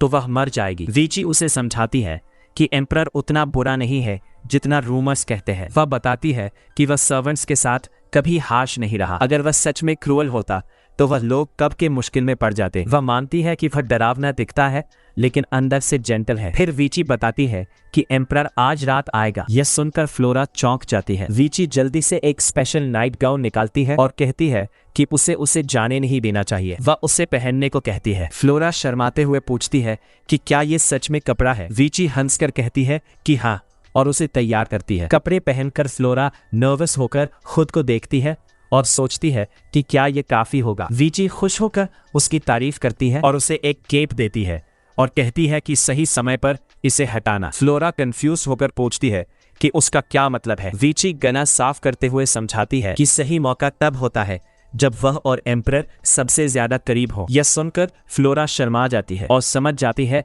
कि उसकी मेड रोमांस में काफी एक्सपर्ट है। तभी वीची अपना सीक्रेट वेपन दिखाती है और एक बुक देती है जिसका नाम लव मैनुअल है। वह एक्साइटेड होकर कहती है कि ये ट्रेंडिंग गाइड है जो एम्परर को उसके प्यार में पागल कर देगा और इसकी सलाह से हर किसी की लव लाइफ सुधर गई है। क्यूरियस फ्लोरा जैसे ही बुक खोलती है, उसका चेहरा शर्म से लाल हो जाता है। वीची उसे एनकरेज करती है कि वह इसमें सीखी बातें यूज करे। तभी दरवाजे के पास कदमों की आवाज आती है और ओटले आ जाता है। वह कमरे में आता है और फ्लोरा उठकर उसे ग्रीट करती है। उसे नाइट गाउन में देखकर वह थोड़ा चौंक जाता है और पूछता है कि क्या उसने उसे इंतजार कराया। फ्लोरा शर्माते हुए कहती है कि नहीं और पूछती है कि वह क्यों आया है। ओटले कहता है कि वह उसे कुछ देना चाहता है। उसके कहने पर मेड्स अंदर आती है और तरह तरह के केक्स और स्वीट्स लेकर आती है, जिससे फ्लोरा हैरान रह जाती है। फिर वह बताता है कि उसने उसके पैरों के छारे देखे थे, इसलिए उसने उसके लिए नए फैशनेबल शूज बनवाए हैं। यह सुनकर फ्लोरा और भी चौंक जाती है और कहती है कि यह बहुत ज्यादा है, लेकिन ओटले कहता है कि एक प्रिंसेस को यही मिलना चाहिए। वह उसे अपने पास बैठा लेता है और खुद उसके पैरों में शूज पहनाता है। शूज पहनकर फ्लोरा खड़ी होती है और उनकी परफेक्ट फिटिंग देखकर हैरान रह जाती है। मटेरियल बहुत सॉफ्ट होता है। वो शर्माते हुए पूछती है कि क्या उसे ये अच्छे लगते हैं। ऑटले हल्की मुस्कान के साथ कहता है कि ये उस पर बिल्कुल परफेक्ट है। उसकी ये छोटी सी काइंडनेस उसे उसके पुराने दर्दनाक पल की याद दिला देती है, जब एक क्रूअल मेड ने उसे खराब शूज देकर थैंकफुल रहने को कहा था। ये सोचकर उसकी आंखों में आंसू आ जाते हैं और वो नए शूज पर गिरते हैं। ऑटले घबरा जाता है और पूछता है कि वो क्यों रो रही है। वो सोचता है कि शायद उसे शूज पसंद नहीं आए या फिट नहीं है। वो उसके कंधे पकड़कर जवाब मांगता है, लेकिन फ्लोरा कुछ नहीं कह पाती और बस माफी मांगती रहती है। उसकी हालत देखकर ऑटले नरम पड़ जाता है और पूछता है कि वो क्या करे जिससे वो ठीक हो जाए। हिम्मत करके फ्लोरा कहती है कि क्या वो उसे पकड़ सकता है। ऑटले एक पल के लिए रुक जाता है और लव मैनुअल की बात याद करता है। फिर वो उसे धीरे से गले लगा लेता है। उसे पकड़ते ही वो महसूस करता है कि उसकी खुशबू पहले से ज्यादा स्ट्रांग हो गई है और उसे सुकून दे रही है। वो खुद से कहता है कि वो सिर्फ उसकी खुशबू समझने की कोशिश कर रहा है, लेकिन सच में वो खुद भी इस पल में खो जाता है। फ्लोरा उसे थैंक यू कहती है और उसे योर मैजेस्टी कहती है। वो उसे रोकता है और कहता है कि वो उसका नाम ले। फ्लोरा धीरे से आउट कहती है और ये सुनकर वो और करीब आ जाता है और उनके होंठ मिलते हैं। ये उनके रिश्ते का बड़ा बदलाव होता है। किस खत्म होने के बाद ऑटले याद करता है कि लव मैनुअल ने क्या कहा था और धीरे से कहता है कि अगर वो चाहे तो वो रुक सकता है, लेकिन फ्लोरा मना कर देती है और कहती है कि वो इस पल को खत्म नहीं करना चाहती। ये समझकर वो उसे धीरे से बेड पर ले जाता है और उनका रिश्ता एक नए स्तर पर पहुंच जाता है। तभी दरवाजे के बाहर से आवाज आती है और मूड टूट जाता है। लेडी एवेलिन मिलने आई होती है। ऑटले परेशान होकर सोचता है कि वो इतनी रात को क्यों आई है। वो फ्लोरा की तरफ देखता है और पूछता है कि क्या वो डर रही है। फिर अचानक खुद को रोक लेता है और माफी मांगकर उसे आराम करने को कहता है। फ्लोरा कंफ्यूज्ड और दुखी हो जाती है और सोचती है कि शायद वो एवेलिन को ही प्यार करता है। ऑटले बाहर जाकर एवेलिन से मिलता है और गुस्से में पूछता है कि वो क्या चाहती है। एवेलिन मजाक में कहती है कि वो बिजी लग रहा है या शायद एम्प्रेस के पास जाना चाहता है। ऑटले उसे सीधे मुद्दे पर आने को कहता है। तब वो सीरियस होकर पूछती है कि क्या उसे अगले महीने का इम्पोर्टेंट इवेंट याद है। ऑटले गुस्से में कहता है कि उसे याद है और बताता है कि वो एलरिक की डेथ एनिवर्सरी है। एवेलिन उसके बारे में बात करती है और पूछती है कि क्या उसे अपना प्रॉमिस याद है कि वो उसकी देखभाल करेगा। ये सुनकर ऑटले गुस्से में आ जाता है और उसे चुप रहने को कहता है। उसकी बात से एवेलिन भी चौंक जाती है। फिर वो कहती है कि क्या उसे अभी भी गिल्ट है। ये बात ऑटले को अंदर तक हिला देती है। वो चुप हो जाता है और उसे गुड नाइट कहकर चला जाता है। एवेलिन मुस्कुराती है क्योंकि उसे पता है कि उसने सही जगह चोट मारी है। उसके जाने के बाद ऑटले का दिमाग फिर से दर्द और बुरी यादों से भर जाता है। आवाजें उसे उसके भाई एलरिक की मौत के लिए दोष देती है। वो खुद को समझाने की कोशिश करता है, लेकिन दर्द बढ़ता जाता है। तभी उसे फ्लोरा की खुशबू महसूस होती है और वो तुरंत उसकी तरफ जाता है। उसके कमरे में पहुंचकर वो उसे सोते हुए देखता है और उसके पास लेट जाता है। वो उसे पकड़कर उसकी खुशबू में सुकून ढूंढता है और धीरे धीरे शांत हो जाता है। अगली सुबह फ्लोरा जागती है और अपने पास ऑटले को देखकर चौंक जाती है। वो सोचती है कि यह सपना है क्योंकि वो रात को एवेलिन के साथ था। वो उसे ध्यान से देखती है और सोचती है कि वो पास से उतना डरावना नहीं लगता। उसका दिल तेजी से धड़कने लगता है। उसे लगता है कि यह सपना है, इसलिए वो उसे धक्का देती है और कहती है कि वो ऐसा नहीं कर सकता। ऑटले जाग जाता है और कंफ्यूज्ड होकर पूछता है कि वो यहाँ कैसे आया। फिर वो सोचता है कि वो सपना देख रहा है और फ्लोरा को देखकर कहता है कि वो बुरी है जो उसके सामने आ रही है। वो उसका चेहरा पकड़कर पूछता है कि क्या वो फिर कहीं जाने वाली है। वो उसे किसी और समझ रहा होता है। वो पूछता है कि क्या वो सच में उसके साथ नहीं रहना चाहती। फ्लोरा भी सोचती है कि ये सपना है और अचानक हिम्मत दिखाती है। वो उसके करीब आकर उसे किस कर देती है। यह देखकर ऑटले पूरी तरह चौंक जाता है क्योंकि कल तक वह उससे डर रही थी, अब ऐसा क्यों कर रही है वह समझ नहीं पाता और वहीं रुक जाता है। उसकी खुशबू और स्ट्रांग हो जाती है। फ्लोरा पूछती है कि वह नजरें क्यों चुरा रहा है और क्या वह उसे पसंद नहीं करता। जवाब देने से पहले ही वो कहती है कि अभी कंट्रोल उसके पास है। वह उसे पास खींचती है और कहती है कि वह उसे मना करने का मौका नहीं देगी। ऑटले पूरी तरह कंफ्यूज्ड रह जाता है और सोचता है कि वह क्या खेल खेल रही है। फ्लोरा की पहली कोशिश बहुत ऑकवर्ड होती है। वह इतनी इनएक्सपीरियंस्ड होती है कि सांस लेना ही भूल जाती है। ऑटले हैरान रह जाता है और सोचता है कि क्या वह सच में उसे सफोकेट करने की कोशिश कर रही है। वह उसे धीरे से पीछे हटाता है और शांति से कहता है कि पहले सांस ले, फिर हल्के से सलाह देता है कि अगली बार यह याद रखे। उसकी यह बात फ्लोरा के दिमाग में गूंजती रहती है और उसके अंदर अचानक से एक हिम्मत आ जाती है। इस बार वह खुद से आगे बढ़कर दूसरा किस करने की कोशिश करती है और मन ही मन चाहती है कि यह सपना कभी खत्म ना हो। इस बार ऑटले उसे नहीं रोकता। जैसे ही वह उसे पकड़ता है, वह उसकी स्ट्रॉन्ग फ्लोरल खुशबू में पूरी तरह खो जाता है। तभी अचानक बेडरूम का दरवाजा खुलता है और एक मेड अंदर आ जाती है जो सुबह की तैयारी करने आई होती है। लेकिन दोनों को उस हालत में देखकर उसका चेहरा उतर जाता है। फ्लोरा शर्म से मुंह घुमा लेती है। मेड घबराकर माफी मांगती है और तुरंत दरवाजा बंद करके चली जाती है।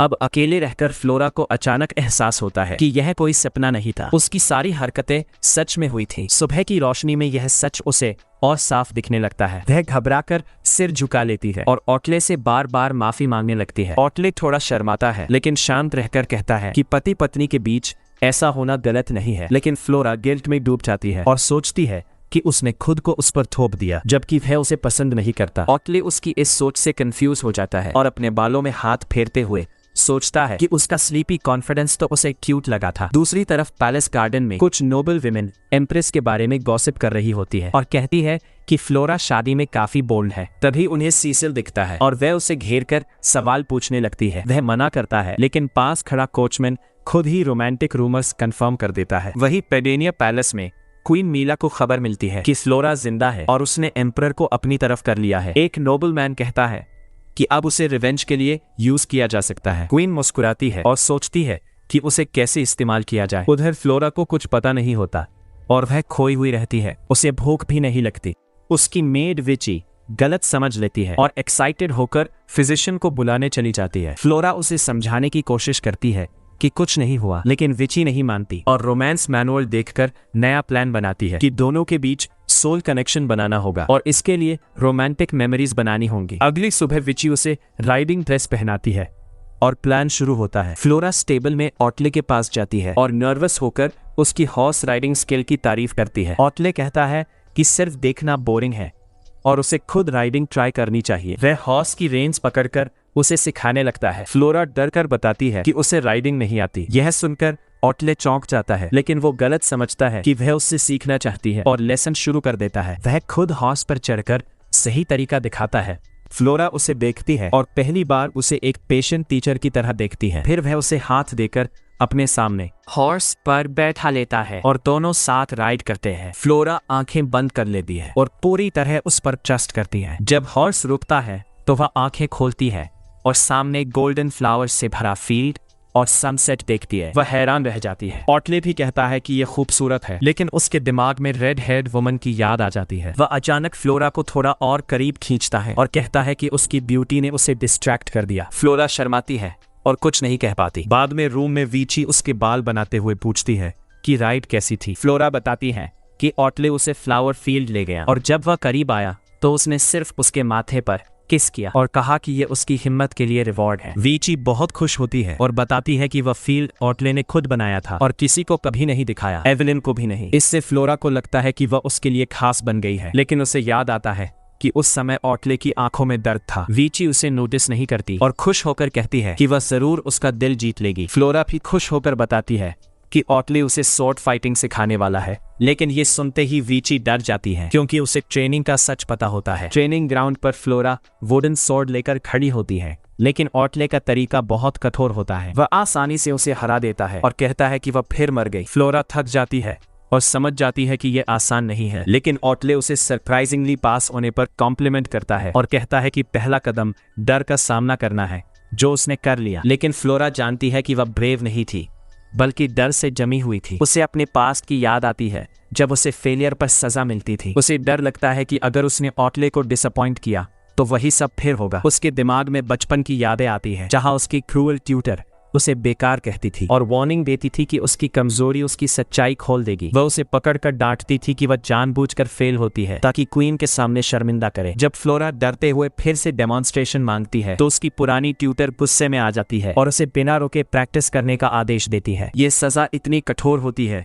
कि फ्लोरा समझ जाती है कि उसे कभी सक्सीड करने के लिए बनाया ही नहीं गया था। उसकी ट्यूटर पहले से ही तय कर चुकी थी कि वह बेकार है, चाहे वह कितना भी कोशिश करे, वह हमेशा उसमें कमी निकालती रहती थी। लेकिन ऑटले अलग था। वह सख्त जरूर था, लेकिन वह उसे सही तरीके से और ध्यान से सिखाता था और बस कहता था कि फिर से कोशिश करो। उसने कभी उसके कैरेक्टर पर वार नहीं किया। ये बात समझकर फ्लोरा के अंदर एक नई हिम्मत आ जाती है। वह उसे निराश नहीं करना चाहती। वह दृढ़ नजरों से उसे देखती है और ज्यादा ट्रेनिंग मांगती है। कहती है कि वह उसकी तलवार से बचना सीखना चाहती है। ऑटले ये सुनकर हैरान हो जाता है, क्योंकि उसे लगा था कि वह हार मान लेगी। लेकिन उसकी हिम्मत देखकर वह उसे कॉम्प्लीमेंट करता है और ट्रेनिंग जारी रखने का वादा करता है। बाद में जब उसकी मेड वीची उसके जख्मी हाथों पर दवा लगा रही होती है, तो वह पूछती है कि वह खुद को इतना क्यों थका रही है। वीची ने सुना था कि ऑटले ने उसे ट्रेनिंग में 26 बार डेड घोषित किया। फ्लोरा मानती है कि यह सच है, लेकिन फिर भी खुश होकर मुस्कुराती है, क्योंकि एम्परर ने उसकी कोशिश की तारीफ की थी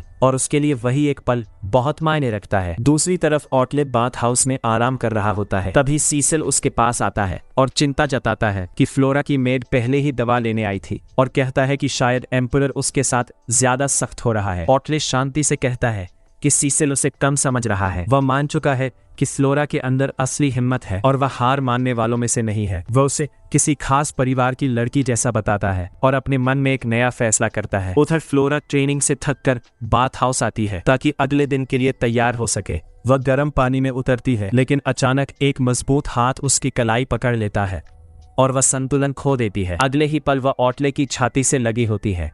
वह चौंक कर उसकी आंखों में देखती है। वह माफी मांगती है कि वह उसके बाफ में आ गई, लेकिन वह उसे जाने नहीं देता और कहता है कि अब जब वह आ ही गई है तो उसके साथ रहे। फ्लोरा चुप हो जाती है और पहली बार इतने करीब होने पर उसकी नजर उसकी छाती पर पड़े हल्के जख्मों पर जाती है। वह उसकी तरफ खिंच जाती है। ऑटले उसकी नजर देखकर मुस्कुराता है और कहता है कि वह उसके शरीर में दिलचस्पी ले रही है। फ्लोरा शर्म से माफी मांगती है, लेकिन वह कहता है कि उसे खुद को रोकना नहीं चाहिए और इसे उसकी मेहनत का इनाम मान ले। फिर वह उसका हाथ पकड़कर अपनी छाती पर रख देता है। फ्लोरा पूरी तरह हैरान रह जाती है और सोचती है कि क्या सच में वह उसे स्वीकार कर रहा है। तभी ऑटले उसकी शोल्डर पर एक चोट देखता है और पूछता है कि क्या यह ट्रेनिंग से हुआ है। फ्लोरा कहती है कि ये कुछ नहीं है, लेकिन वह उसकी बात नहीं मानता और उस जगह को हल्के से छूता है। फिर झुककर वहां अपने होठ रख देता है। फ्लोरा की सांस रुक जाती है और वह बस उसका नाम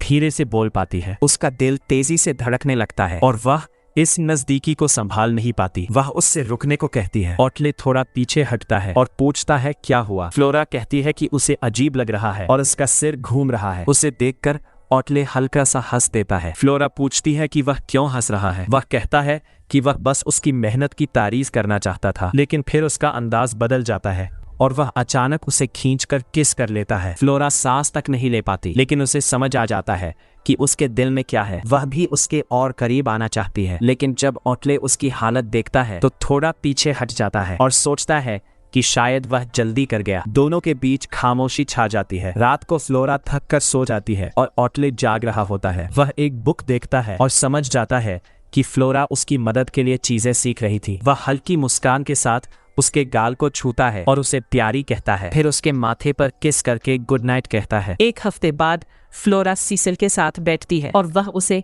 फाउंडिंग एनिवर्सरी पार्टी की तैयारी का काम देता है। फ्लोरा घबरा जाती है और पूछती है कि क्या वह इसके लिए सही है। सीसिल उसे भरोसा दिलाता है कि एम्प्रेस होने के नाते उससे बेहतर कोई नहीं है और वह उसकी पूरी मदद करेगा। यह सुनकर फ्लोरा का आत्मविश्वास लौट आता है और वह पूरी मेहनत करने का फैसला करती है। सीसिल मजाक में उसे सोर लूजर कहता है, जिससे वह शर्माती है। फिर वह बताता है कि एनिवर्सरी पर ग्रैंड बॉल होगा और सब लोग एम्परर और एम्प्रेस को डांस करते देखना चाहते हैं। जाते समय सीसिल सोचता है कि क्या वह फ्लोरा पर ज्यादा भरोसा कर रहा है, लेकिन फिर उसे याद आता है कि उसके आने के बाद एम्परर की हालत सुधरी है, इसलिए वह खुद को समझा लेता है। लेकिन जाते जाते उसके मन में शक भी आता है कि अगर फ्लोरा के पास छुपाने के लिए कुछ नहीं है तो उसकी माँ क्वीन ने चुपके से लेटर क्यों भेजा। वह तय करता है कि सच पता करना होगा। उधर ऑटले अपने स्टडी में होता है जब फ्लोरा नर्वस होकर उससे पूछती है कि क्या वह अपकमिंग बॉल के लिए उसके साथ डांस प्रैक्टिस करेगा, क्योंकि वह डांस में कमजोर है। ऑटले को यह बात अजीब लगती है और उसे शक होता है कि शायद यह भी उसका कोई नया तरीका है उसका ध्यान पाने का। वह अपने हाथ बांधकर उसके अजीब प्रस्ताव के बारे में सोचता है। शक होने के बावजूद आखिर मान जाता है और तय करता है कि वह हर दिन शाम 4 बजे उसके गार्डन में उसके साथ प्रैक्टिस करेगा। ये सुनकर फ्लोरा का चेहरा चमक उठता है। उसे यकीन ही नहीं होता कि उसने सच में हाँ कह दी। सनलाइट पैलेस गार्डन में उनकी पहली डांस प्रैक्टिस शुरू होती है। ऑर्टल उसे अपनी बाहों में लेकर शांत स्वर में कहता है कि घबराओ मत और उसके स्टेप्स फॉलो करो। लेकिन फ्लोरा बहुत नर्वस होती है और थोड़ी ही देर में गलती से उसके पैर पर चढ़ जाती है। शर्मिंदा होकर बार बार माफी मांगती है, कहती है ये गलती से हुआ। लेकिन ऑर्टल गुस्सा नहीं होता बल्कि सरप्राइजिंगली शांत रहता है और कहता है कोई बात नहीं, फिर से कोशिश करेंगे। कुछ और गलतियों के बाद फ्लोरा पूरी तरह हार मान लेती है। ऑर्टल समझ जाता है कि उसे सच में डांस नहीं आता। हिम्मत हारकर फ्लोरा कहती है कि उसे बॉल में लेडी एवेलिन को ही साथ ले जाना चाहिए। ये सुनकर ऑर्टल थोड़ा इरिटेट हो जाता है और पूछता है वह बार बार एवेलिन का नाम क्यों लेती है। फिर उसका टोन नरम हो जाता है और वह कहता है खुद को इतना मत गिराओ। वह मानता है कि शुरू में उसे भी मुश्किल हुई थी और अपने बचपन को याद करता है जब उसे अपने ज्यादा टैलेंटेड भाई से कंपेयर किया जाता था। फिर वह अपने बड़े भाई को याद करता है जिसने उसे पेशेंस के साथ डांस सिखाने का वादा किया था। इस याद से उसका व्यवहार और नरम हो जाता है। वह फ्लोरा से कहता है उसे इतनी माफी मांगने की जरूरत नहीं, उसने सिखाने का वादा किया है तो वह हार नहीं मानेगा। फिर वह समझता है कि असली समस्या उसका डर है। वह उसे पास खींचता है और समझाता है कि उसका गिल्ट ही उसे रोक रहा है। इसे ठीक करने के लिए वह कहता है कि शुरुआत से ही उसके पैरों पर खड़ी हो जाओ। फ्लोरा हैरान रह जाती है लेकिन उसकी बात मान लेती है और अपने पैर उसके पैरों पर रख देती है। वह कहता है ज्यादा मत सोचो, बस उसकी मूवमेंट फील करो। जैसे जैसे वह गाइड करता है कुछ बदलने लगता है और पहली बार वे सही तरीके से मूव करने लगते हैं। टेरेस पर स्मूथली ग्लाइड करते हैं। 2 घंटे बाद वे बिना गलती के एक सिंपल सॉन्ग पूरा कर लेते हैं। फ्लोरा खुशी से झूम उठती है और अपनी छोटी जीत सेलिब्रेट करती है। ऑर्टल उसे देखता है और उसके चेहरे की सच्ची खुशी देखकर हल्की मुस्कान देता है। खुशी में फ्लोरा उसे गले लगा लेती है और धन्यवाद देती है। वह थोड़ा ऑकवर्ड होकर कहता है कि उसकी टीचिंग ही इतनी अच्छी है। फिर नरम होकर कहता है कि ये उसकी मेहनत का नतीजा है। पास खड़ी फ्लोरा शर्माते हुए पूछती है क्या इस बार रिवॉर्ड मिलेगा। ऑर्टल का एक्सप्रेशन बदल जाता है। वह उसका हाथ पकड़कर कहता है रिवॉर्ड वही तय करेगी। वह पूछती है सच में। वह स्मार्क करते हुए हाँ कहता है। फ्लोरा थोड़ा सोचती है और कहती है वह जो भी करेगी उस पर गुस्सा नहीं करेगा। वह हल्का सा हंसता है और पूछता है क्या वह इतना गुस्सैल लगता है। फिर फ्लोरा कॉन्फिडेंट होकर उसे बैठने को कहती है। ऑर्टल पूरी तरह चौंक जाता है लेकिन वह इंसिस्ट करती है और कहती है उसकी हाइट उसकी प्लान के लिए प्रॉब्लम है। वह बैठ जाता है और सोचता है शायद वह उसे मारने वाली है, लेकिन फ्लोरा उसे सरप्राइज कर देती है और उसके कंधों की मसाज करने लगती है। पास झुककर वह उसे धन्यवाद देती है कि उसने पेशेंस से उसे सिखाया। कहती है वह इससे बेहतर रिवॉर्ड नहीं दे सकती। ऑर्टल ये सुनकर चुप हो जाता है और कहता है असल में उसे ही धन्यवाद देना चाहिए। तभी वह उसका स्लीव पकड़कर उसकी खुशबू के बारे में कुछ सोचता है। दूसरी तरफ स्टडी में सेसिल एक सील्ड लेटर लेकर आता है और कहता है ये पेडानिया से फ्लोरा के लिए हो सकता है। ऑर्टल इसे देखकर पेंडोरा बॉक्स की तरह बताता है कि अगर उसने इसे खोल दिया तो उनके बीच जो कुछ बना है वह खत्म हो सकता है। सेसिल उसे याद दिलाता है कि ये शादी पॉलिटिकल थी। ऑर्टल स्मर्क करता है और कहता है वह उसे खुद चॉइसेस करते देखना चाहता है। साथ ही ठंडे स्वर में जोड़ता है कि उसे उसकी खास खुशबू की जरूरत है। यह सुनकर सेसन सोच में पड़ जाता है कि शायद सम्राट का व्यवहार प्यार नहीं बल्कि कैलकुलेशन है। वह आदेश मानकर लेटर फ्लोरा तक पहुंचाने की तैयारी करता है। डंजन में एक मेड को आदेश दिया जाता है कि वह लेटर फ्लोरा तक पहुंचाए और शक न होने दे। वह घबरा जाती है लेकिन मान जाती है। इधर फ्लोरा प्रैक्टिस कर रही होती है और विची उसे ब्रेक लेने को कहती है। फ्लोरा खुश होकर स्वीट मांगती है और सोचती है ऑर्टल को अपनी प्रोग्रेस से सरप्राइज करेगी। तभी एक अजनबी मेड आती है और उसे एक अजीब सील वाला लेटर देती है। फ्लोरा तुरंत सतर्क हो जाती है। जैसे ही वह लेटर पढ़ती है वह शॉक्ड हो जाती है। ये क्वीन मिला का होता है। शुरुआत मीठी बातों से होती है लेकिन फिर असली आदेश आता है कि ऑर्टल विलेपेन पर कब्जा करना चाहता है और फ्लोरा उसे रोके। फ्लोरा समझ जाती है कि वह कुछ नहीं कर सकती, फिर भी वह क्वीन की बातों और ऑर्टल की असलियत में फर्क देखती है। उनकी शादी शांति के लिए थी और ये सब उसे तोड़ सकता है। वह फैसला करती है कि वह किसी की पॉन नहीं बनेगी और खुद ही इस सिचुएशन को संभालेगी। वह जवाब लिखती है और तय करती है कि ऑर्टल को इसके बारे में नहीं बताएगी। बाद में मेड लेटर ले जाती है और क्यूरियोसिटी में उसे पढ़ लेती है और शॉक्ड रह जाती है कि फ्लोरा ने क्वीन को जवाब दे दिया। अगले दिन वीची उसके बाल बनाते हुए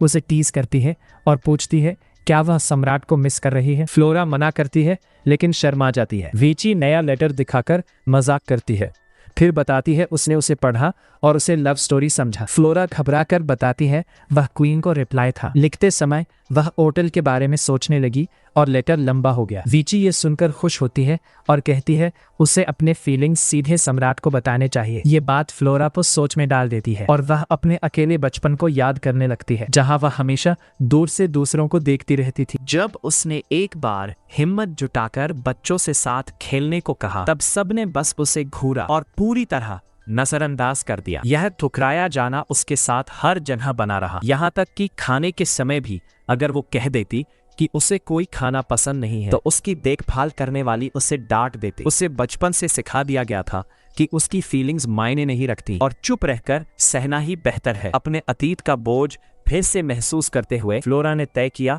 कि वो अपने दिल की बात नहीं बताएगी। उसने सोचा कि ओटल इतना व्यस्त है कि उसकी साधारण बातें सुनने का समय नहीं होगा, लेकिन वीची ने यह मानने से इनकार कर दिया। उसने फ्लोरा का हाथ पकड़कर कहा कि उसकी भावनाएं कोई बोझ नहीं बल्कि कीमती यादें हैं। उसने उसे समझाया कि यही मौका है सम्राट का दिल खोलने का। पहली बार फ्लोरा के मन में उम्मीद की एक छोटी सी किरण जगी। उसे लगा शायद ओटल सच में उसकी बात सुने, लेकिन जैसे ही उसने हामी भरी वीची ने कहा कि वह लेटर जोर से पढ़कर प्रैक्टिस करे। यह सुनकर फ्लोरा पूरी तरह घबरा गई। उसका चेहरा शर्म से लाल हो गया। उसने कहा यह बहुत शर्मिंदगी वाली बात है और वो सही से बोल भी नहीं पाएगी। तभी वीची ने तुरंत एक आइडिया दिया कि किसी के साथ प्रैक्टिस करो। तभी इंपीरियल फिजिशियन सेसिल कमरे में आ जाता है। वो आते ही शक करता है कि फ्लोरा उससे क्या जानना चाहती है, लेकिन उससे पहले कि वह कुछ पूछे वीची बेझिझक उससे कहती है कि वह फ्लोरा की प्रैक्टिस में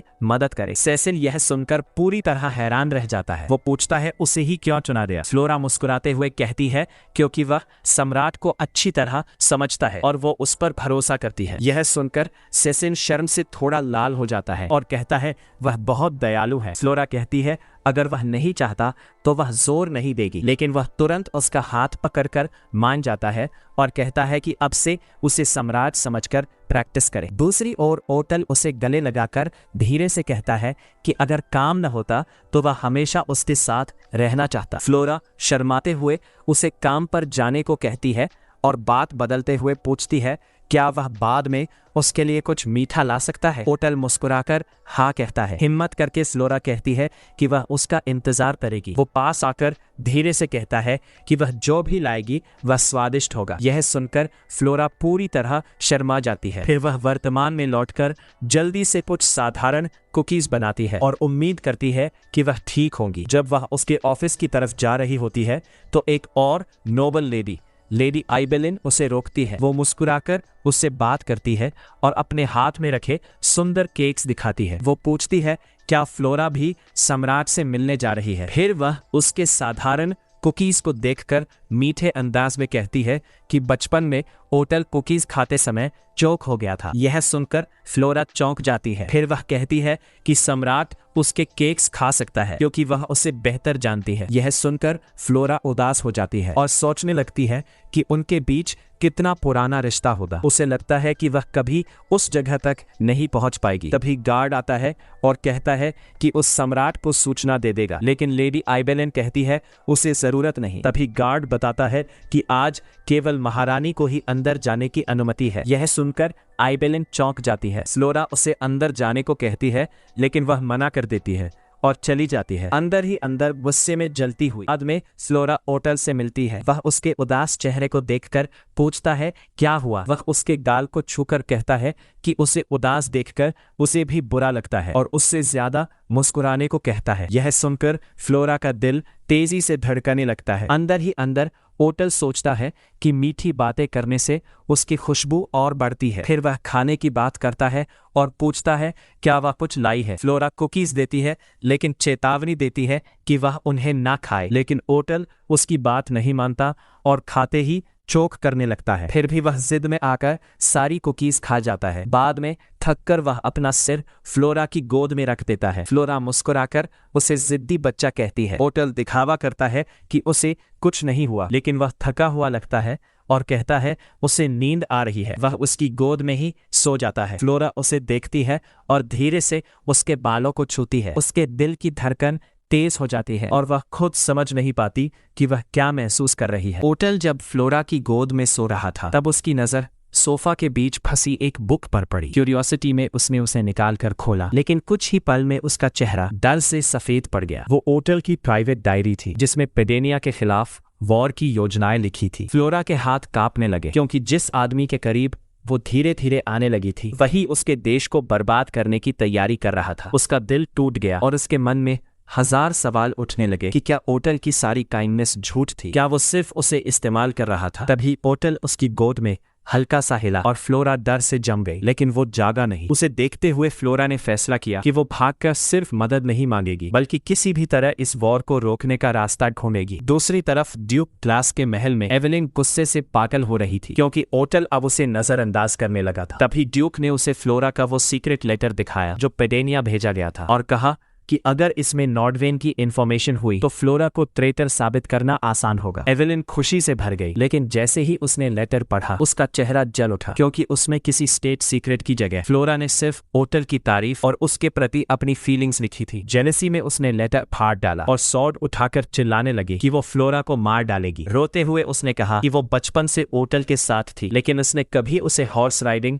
या डांस नहीं सिखाया, कभी उस खास फ्लावर फील्ड में नहीं ले गया, जबकि फ्लोरा को वो सब मिल रहा था जो उसने हमेशा चाहा था। उसकी हालत देखकर ड्यूक समझ गया कि ये सिर्फ प्यार नहीं बल्कि टूटे हुए प्राइड की लड़ाई थी। उसने एवेलिन से प्रॉमिस किया कि अगर वो एम्प्रेस बनना चाहती है तो वो रास्ता साफ कर देगा। उधर ओटल अपने असिस्टेंट सेसिल के साथ थ्रोन रूम की ओर जा रहा था और उसे पहले से अंदाजा था कि नोबल्स फ्लोरा पर ट्रीसन का आरोप लगाने वाले हैं। वो उनकी चालों पर हंस रहा था। फिर थ्रोन रूम में पहुंचकर उसने ड्यूक ग्लास को आगे आने का आदेश दिया और ड्यूक ने पूरे ड्रामेटिक अंदाज में वो सील्ड लेटर पेश करते हुए घोषणा की कि एम्प्रेस फ्लोरा अपने पुराने किंगडम पेडेनिया को सीक्रेट इंफॉर्मेशन भेज रही है। सभी नोबल्स शॉक्ड होकर आपस में फुसफुसाने लगे। उन्हें यकीन ही नहीं हो रहा था कि उनकी नई एम्प्रेस एक स्पाई हो सकती है, लेकिन थ्रोन पर बैठा ओटल बिल्कुल काम था, जैसे उसे पहले से यही उम्मीद थी। उसने ड्यूक ग्लास से शांत आवाज में पूछा कि उसे इतना यकीन कैसे है कि ये लेटर फ्लोरा ने ही लिखा है। ड्यूक ने तुरंत कहा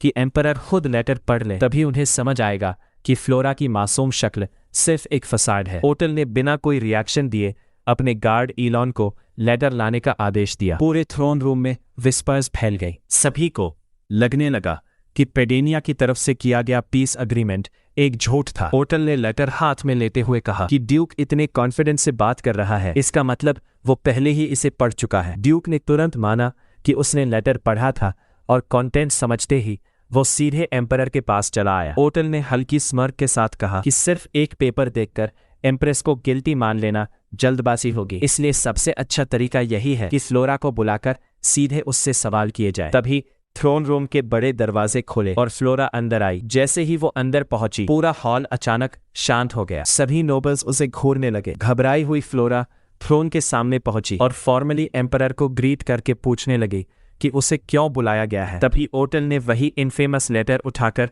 सीधे कहा कि ड्यूक ग्लास्क उस पर अपने पुराने किंगडम के साथ कोल्यूजन का आरोप लगा रहा है। ये सुनते ही फ्लोरा के चेहरे का रंग उड़ गया। उसने तुरंत पहचान लिया कि ये वही लेटर था, लेकिन उसे समझ नहीं आया कि ओटल के पास ये आया कैसे। एम्परर ने कोल्ड एक्सप्रेशन के साथ पूछा कि क्या ये लेटर उसने लिखा था। मजबूर होकर फ्लोरा ने धीरे से हाँ कह दिया। इतना सुनते ही ड्यूक ग्लास्क ट्रायम्फेंटली चिल्ला उठा कि उसकी सस्पिशन सही थी और फ्लोरा इनोसेंट बनने का नाटक कर रही थी। घबराई फ्लोरा ने तुरंत कहा कि वह किसी के साथ कोल्यूड नहीं कर रही, लेकिन जब उससे एक्सप्लेनेशन मांगी गई तो उसके पास शब्द ही नहीं बचे। डेस्परेट होकर उसने पूछा कि क्या ओटल ने लेटर पढ़ा है, क्योंकि उसके कंटेंट्स उसकी इनोसेंस साबित कर देंगे। लेकिन ओटल का एक्सप्रेशन बिल्कुल नहीं बदला। उसने कहा कि चाहे लेटर में कुछ भी लिखा हो, फ्लोरा ने उसकी परमिशन के बिना अपने पुराने किंगडम में लेटर भेजा और यही सबसे बड़ा प्रॉब्लम था। फ्लोरा उस फैक्ट को डिनाई नहीं कर सकी और चुप हो गई। इसके बाद ओटल ने डिस्कशन खत्म घोषित करते हुए कहा कि आज से एम्प्रेस पैलेस के बाहर नहीं जाएगी। जैसे ही वह जाने लगा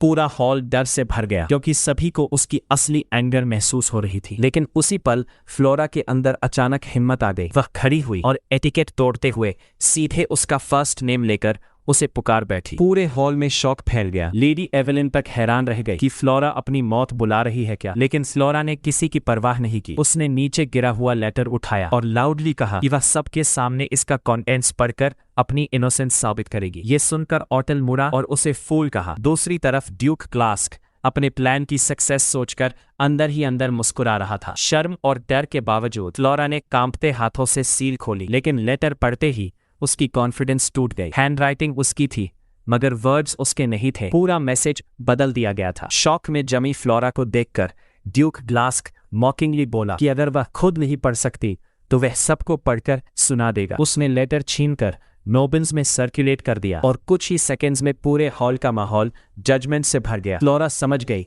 कि अब कोई उसकी बात नहीं मानेगा। तभी ऑटल उसके करीब आया और डेंजरसली लो वॉइस में कहा कि अब उसके पास कोई एक्सक्यूज नहीं बचा। फ्लोरा ने कांपती आवाज में कहा कि हैंडराइटिंग उसकी जरूर है लेकिन कंटेंट्स फेक है। ऑटल की आंखें सिकुड़ गई और उसने पूछा कि क्या वह फोर्जरी का दावा कर रही है। तभी ड्यूक के एलाइज चिल्लाने लगे कि फ्लोरा झूठ बोल रही है, लेकिन एक दूसरे नोबल ने पॉइंट आउट किया कि अगर ड्यूक ने पहले लेटर देखा था तो वह उसे बदल भी सकता था। ड्यूक ने तुरंत इस बात से इनकार किया और फ्लोरा को मैनिपुलेटिव बताते हुए कहा कि वह आंसुओं से एम्परर को कंट्रोल करना चाहती है। ऑटल ने सीधे फ्लोरा से प्रूफ मांगा कि लेटर फेक है। फिर उसने अचानक ड्यूक ग्लास की तरफ देखकर पूछा कि उसके पास क्या प्रूफ है कि उसने लेटर रिप्लेस नहीं किया। ये सवाल सुनकर ड्यूक खुद फंस गया और हकलाने लगा कि उसके पास ऐसा कोई प्रूफ नहीं है। आखिर काउंट कार्ल ने कहा कि दोनों साइड्स के क्लेम्स साबित नहीं हो सकते, इसलिए ऑटल ने ऑफिशियली इन्वेस्टिगेशन अनाउंस कर दी और तब तक फ्लोरा को पैलेस से बाहर जाने से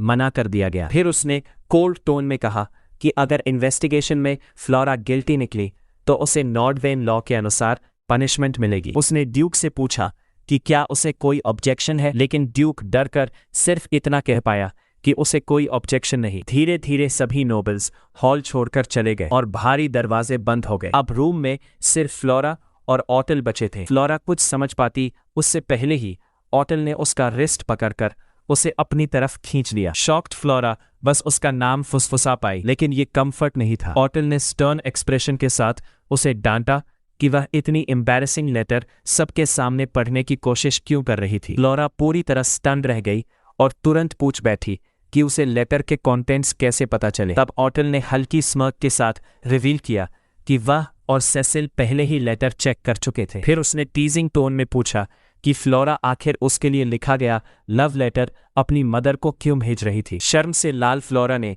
तुरंत डिनाई किया कि वह लव लेटर नहीं था। उसने समझाया कि वह सिर्फ अपनी मदर को बताना चाहती थी कि ऑटल उतना क्रूएल नहीं है जितना वह सोचती है, क्योंकि यही मिसअंडरस्टैंडिंग दोनों देशों के बीच हेट्रेड की वजह थी। ऑटल ने स्कॉफ करते हुए पूछा कि क्या उसे सच में लगता है कि सिर्फ एक लेटर किसी क्वीन की सोच बदल सकता है। लेकिन फ्लोरा अभी भी सबसे ज्यादा इसी बात में उलझी थी कि आखिर ऑटल को उसका लेटर मिला कैसे। ऑटले हल्का मुस्कुराया और बताया कि ये सब एक गॉसिप पसंद मेड की वजह से हुआ। फ्लोरा तुरंत समझ गई कि वह वीची की बात कर रहा है। ऑटले ने समझाया कि उसकी मेड ने चिट्ठी का मसौदा गार्ड कैप्टन ईलॉन को दिखाया था और उसने वही बात सीधे सम्राट तक पहुंचा दी। इसका मतलब ऑटले को शुरू से पता था कि ड्यूक ग्लास्क द्वारा दिखाई गई चिट्ठी नकली थी। फ्लोरा ने तुरंत पूछा कि क्या उसे उस पर जरा भी शक नहीं हुआ, क्योंकि वह जानबूझकर अपनी मेड को नकली मसौदा भी दिखा सकती थी। लेकिन ऑटले ने उसकी बात को शांत भाव से खारिज करते हुए कहा कि वह जानता था फ्लोरा ऐसा कभी नहीं करेगी। फिर उसने असली वजह बताई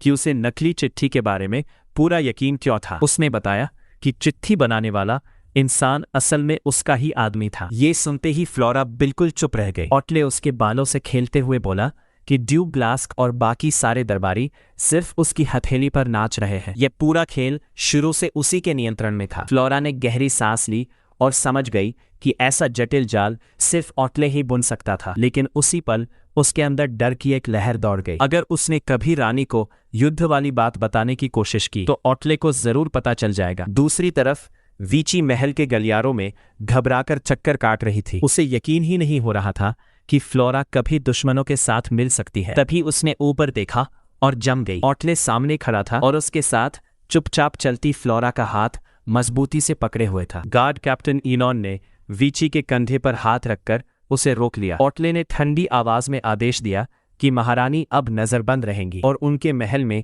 किसी को आने की इजाजत नहीं होगी। जैसे ही वह फ्लोरा को लेकर अंदर गया और बड़े दरवाजे बंद हुए, बाहर खड़े लोग डर से फुसफुसाने लगे कि शायद सम्राट बहुत गुस्से में है। वीची हाथ जोड़कर बस फ्लोरा की सुरक्षा की प्रार्थना करने लगी, लेकिन यह कथित नजरबंदी असल में ओटले का निजी खेल था। बंद कमरे के अंदर शर्म से लाल फ्लोरा उससे उसकी लगातार छेड़छाड़ रोकने की विनती कर रही थी, मगर ओटले मुस्कुराते हुए बोला कि असली मजा तो अभी शुरू भी नहीं हुआ। उसने मजाक में फ्लोरा को रोकते हुए कहा कि अगर उसके हाथ बांध दिए जाए तो क्या वह उसे चुप करा पाएगी। फ्लोरा शर्माई जरूर, लेकिन उसने अचानक आगे बढ़कर उसके होठों पर अपने होठ रख दिए। उसके इस अचानक कदम से खुद सम्राट भी हैरान रह गया, लेकिन अगले ही पल उसकी हैरानी एक चालाक मुस्कान में बदल गई। उसने झुककर धीरे से कहा कि अब फ्लोरा, ये मत भूले कि शुरुआत उसी ने की थी। फिर उसने पल भर में उसे बिस्तर पर लेटा दिया। घबराई फ्लोरा ने देखा कि वह अपनी कमीज उतारने लगा है और तुरंत बोली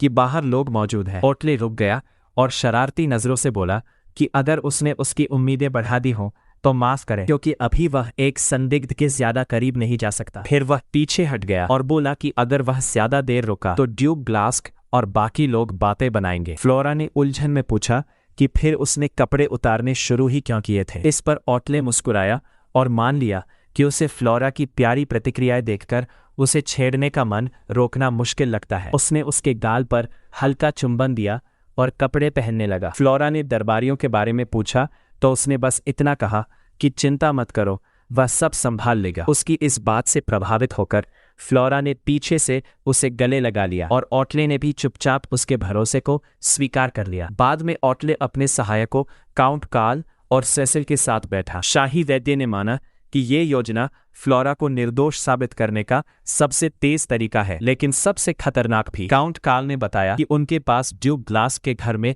अपना जासूस मौजूद है। ओटले बिना घबराए मेज पर दस्तावेज पर हस्ताक्षर करता रहा और बोला कि वह अपने जासूस को खतरे में नहीं डालेगा, बल्कि ड्यूक ग्लास को ऐसा सौदा देगा जिसे वह ठुकरा नहीं पाएगा। सेसिल ने योजना समझ ली, लेकिन फिर भी पूछा कि क्या वे महारानी की जांच जारी रखेंगे। ये सुनकर ओटले कुछ पल चुप हो गया और उसे फ्लोरा की सच्ची बातें याद आने लगी, जब उसने ईमानदारी से कहा था कि वह उसकी असली पत्नी बनना चाहती है। फिर उसके चेहरे पर आत्मविश्वास भरी मुस्कान आई और उसने अपने सहायकों से कहा कि उसने फैसला कर लिया है। वह फ्लोरा पर किसी सबूत या राजनीति की वजह से नहीं, बल्कि सिर्फ इसलिए भरोसा करेगा क्योंकि वह उसकी पत्नी है। बाद में अपने अध्ययन कक्ष में ओटले ने सीधे ड्यूक ग्लास का सामना किया। उसने ड्यूक को उसकी कसम याद दिलाई कि उसने महारानी की चिट्ठी नहीं बदली थी। फिर उसने एक दस्तावेज उसके सामने रख दिया। ड्यूक पूरी तरह घबरा गया और बोला कि उसे ऐसा कुछ याद नहीं। तभी ओटले ने एक आदमी को अंदर बुलाया और ड्यूक के होश उड़ गए, क्योंकि वह उसका अपना लेखक पैलोमार था। ओटले ने शांत स्वर में उसे सच बताने को कहा। पैलोमार ने साफ कहा